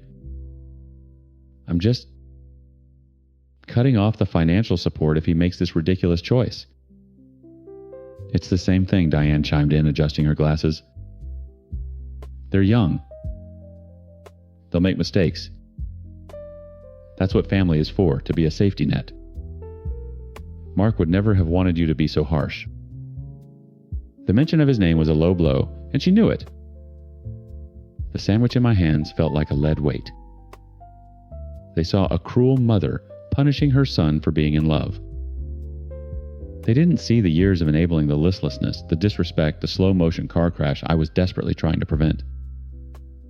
They didn't see the boy his father had adored being eaten alive by a lazy, entitled man. I spent the rest of the day in a fog, their words echoing in my head. Asterisk. You're being too harsh. He's your son. You can't just throw him out. Asterisk. Driving home, I passed the park where I used to take Ethan to play on the swings. I saw him as a little boy, no older than 5, running back to me with a fistful of dandelions. His face bright with unconditional love. "For you, Mommy," he'd said. Tears streamed down my face. Was I that monster? Was I the villain for demanding my adult son finally stand on his own 2 feet? Was I a bad mother for refusing to fund a disastrous marriage I knew would ruin him? I pulled into the driveway of the house Mark built. My house. The house Ethan believed was his prize for simply existing. I looked at the sturdy brick, the garden I tended every weekend, the window of the bedroom where I'd rocked 3 babies to sleep. This wasn't just a house. It was my life's work. It was my future and the future of my other children. My phone buzzed. A text from an unknown number. Asterisk, you destroyed our lives. I hope you're happy alone in that big empty house. Don't expect to ever see your grandchildren. Asterisk. It had to be from Sarah. The venom was pure her. But the words were Ethan's. I could feel him behind them. The tears stopped. The guilt in my stomach cooled and hardened into something else. Something cold and sharp. Maybe I was the villain of his story. But in my own, I was just trying to survive. He thought this was a punishment. He didn't understand. This wasn't punishment. It was consequences. And letting him face them, letting him fail and flounder and learn on his own, was the only shred of a chance he had left. Forcing my entitled son to finally grow up wasn't cruelty. It was my last desperate, vengeful act of love. Story 13. For a long time, things were good. Or at least they were easy. My brother Sebastian and I were the poster children for the non-rebellious kind of deconstruction. We'd quietly shed the rigid conservative Christianity of our childhoods sometime in college, but we never made a big deal out of it. We still showed up for Sunday dinners. I'd help Mom with the dishes, and Sebastian would talk sports with Dad in the living room, the drone of a golf tournament on the TV, a familiar hum. We were a family. The faith part was just wallpaper. You see it so much you stop seeing it at all. That comfortable peace shattered on a perfectly normal Sunday. Mom had made her pot roast, the one that smelled like home and forgiveness. Sebastian had brought a bottle of wine. Everything was exactly as it always was until it wasn't. He waited until after Dad said grace, his words about blessings and family ringing hollow in the air a few minutes later. Mom, Dad, Sebastian started his fork hovering over his mashed potatoes. There's something I need to tell you. I'm dating someone. Someone I really care about. Mom beamed. Oh, Seb, that's wonderful. Is it Sarah from the accounting department? I always liked her. Sebastian took a deep breath. No. His name is Michael. Silence. Not a gentle pause, but a thick, heavy silence that sucked all the air out of the room. Dad put his fork down with a deliberate metallic click. Mom's smile didn't so much fade as it did freeze, a brittle, unnatural thing. His name, Dad's voice, was low flat. Yes, Sebastian said, his own voice shaking but firm. I'm gay. I watched my mother's face crumble. It was like watching a statue crack. No, she whispered, shaking her head slightly as if to dislodge a bad thought. No, Sebastian. That's not, it's a temptation, a trial. We can pray on it. It's not a trial, Mom. It's who I am. The Bible is clear on the matter, Dad stated, not looking at Sebastian, but at a fixed point on the far wall. It is an abomination. My fork clattered onto my plate. Dad, don't you dare. He finally turned his eyes on me, cold and hard as granite. This is a family matter, Laura. He times is times family, I shot back, my voice rising. He just told you something huge and vulnerable, and your first move is to quote Leviticus at him. It is a choice, Sebastian, Mom pleaded, her eyes welling up. A sinful choice. You can choose a different path. God can heal you. Sebastian just looked at her, his expression broken. He had expected disapproval, maybe some lectures. He hadn't expected this erasure of his reality. He pushed his chair back. I'm not sick, Mom. And I'm not choosing this. But I am choosing to be happy. I hoped you'd be happy for me. He looked at Dad, who was staring down at his plate as if it held the secrets to the universe. I guess I was wrong. He walked out. I stood up to follow him, but my mom grabbed my wrist. Don't you go with him? She hissed, her voice a strange mix of threat and plea. Don't you condone this? I pulled my arm away. Condone what him being happy, sorry, but I'm on Team Sebastian, always. That was the first crack. The hairline fracture that over the next few months spider-webbed its way through our entire family foundation until it was nothing but rubble. The phone call started first. Mom crying, telling me Sebastian needed to come home and repent. Dad in the background telling her to hang up if Sebastian wouldn't listen to reason. They stopped inviting him to Sunday dinners. The first week I refused to go. The second week my mom called me sobbing. Are you abandoning us too? So I went. I went and sat in the suffocating silence, the empty chair at the table, screaming louder than any argument. I'd try to talk about Sebastian, about his new promotion, about how Michael was a wonderful guy, a landscape architect who made Sebastian laugh like I hadn't heard in years. They would just stare at me. We're praying for his soul, my dad would say before changing the subject to the weather. The escalation was a slow, methodical strangulation. First they told Sebastian he wasn't welcome at the house as long as he was living in sin. Then came the holidays. A Christmas card addressed only to me. A birthday check for me, and a text to Sebastian that said, thinking of you on your birthday, and praying you see the light. The final blow, the one that pulverized any remaining hope, came in the mail. It wasn't a letter bomb, it was worse. It was a crisp, cream-colored envelope sent by certified mail from their lawyer. Sebastian called me, his voice hollow. They did it, Laura. Did what? Seb, what's wrong? They officially disowned me, he said, and I could hear the bitter, humorless laugh catch in his throat. They sent a letter. An update to the will. I'm explicitly written out. My portion is to be redirected to their church. It even says, he trailed off, taking a shaky breath.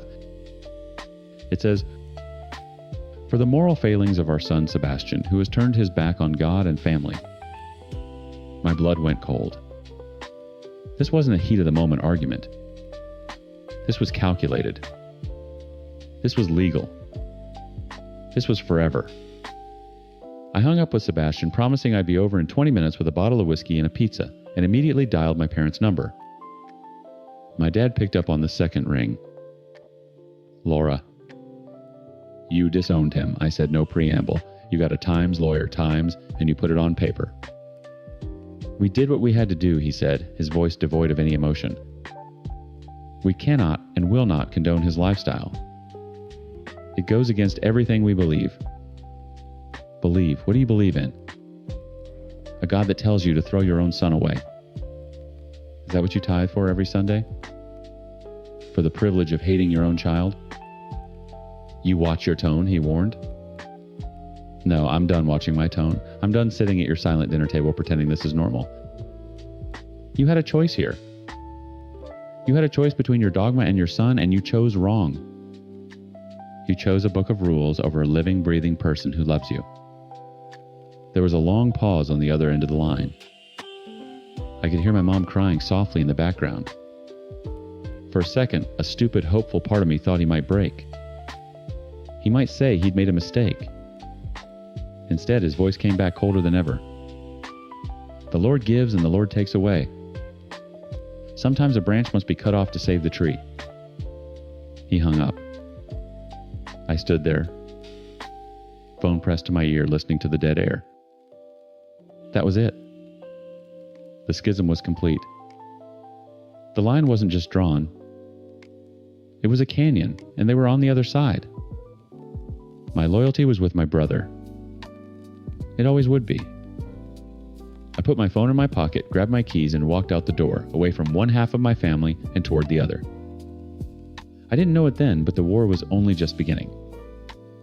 2 years later, Sebastian tried to build a bridge. He sent my parents an invitation to his wedding. Not an email, but a thick, gorgeous cardstock invitation with his and Michael's names embossed in gold foil. A tangible olive branch. The response was a text message to me, not even to him. It was from my mother. Tell your brother we will not be attending his event. We will be praying for him. The finality of it was a relief. The hope I hadn't even realized I was clinging to finally died, and I was free.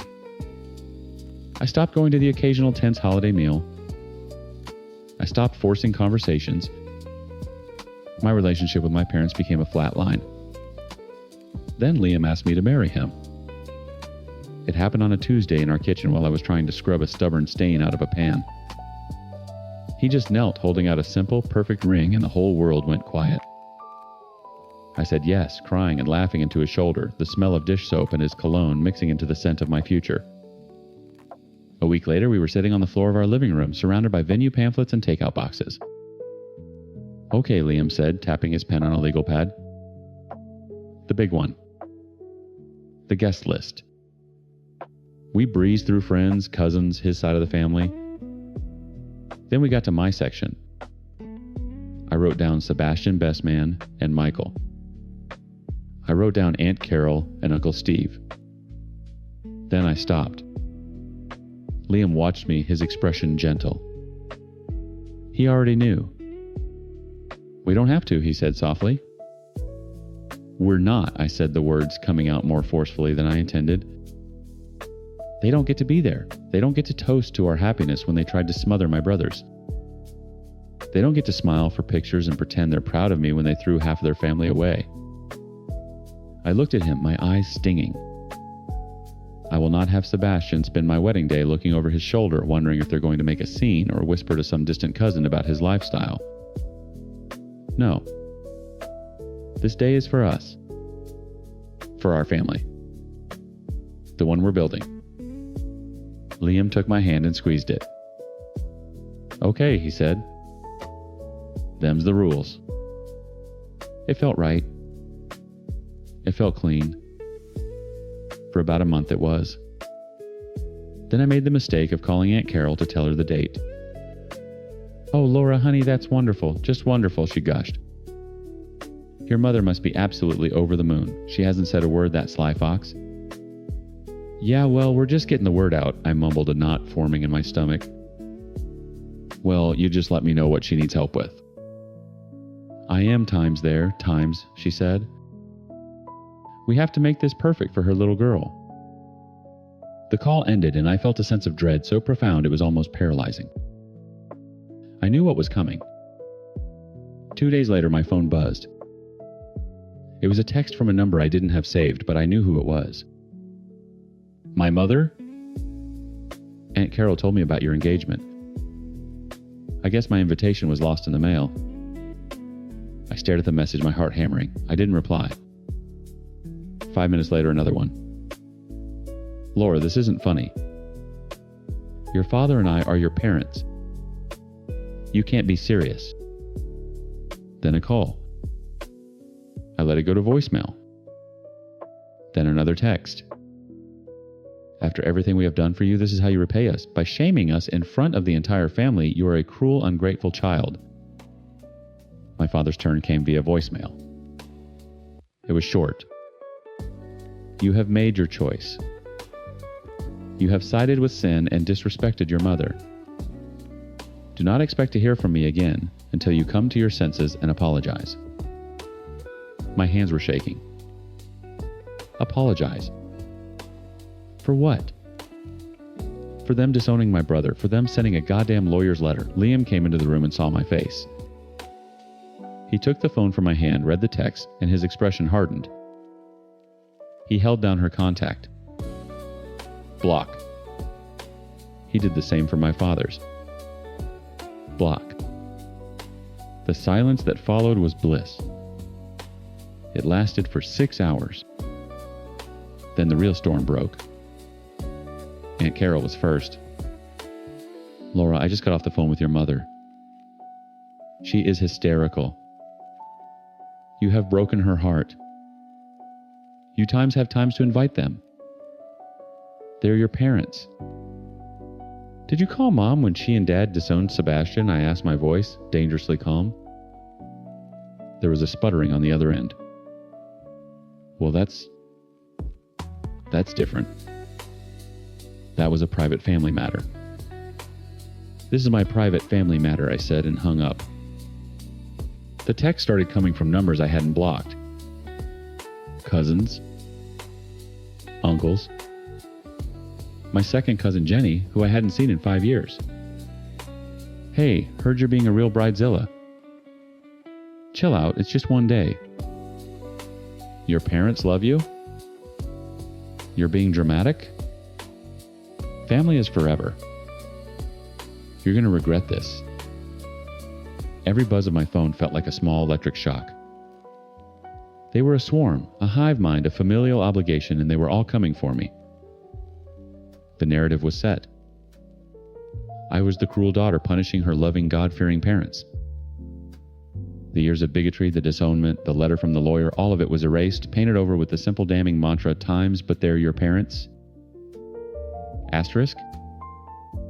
I threw my phone onto the couch and buried my face in my hands.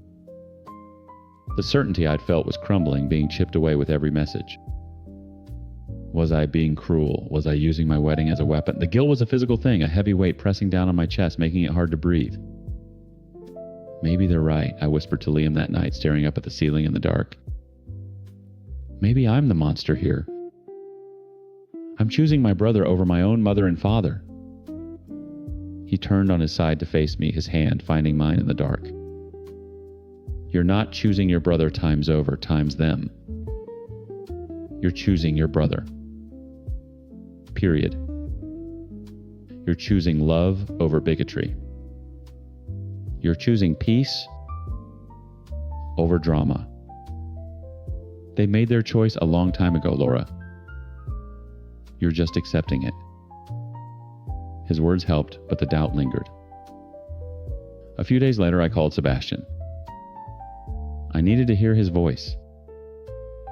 Hey you, he answered, sounding cheerful. How's the world's most popular wedding planner? About that, I said, trying to keep my voice light. We've hit a snag. I told him everything. The texts, the calls, the pressure from every corner of the family. I told him how everyone was framing it, how I was the bad guy. When I finished, there was a long silence on the line.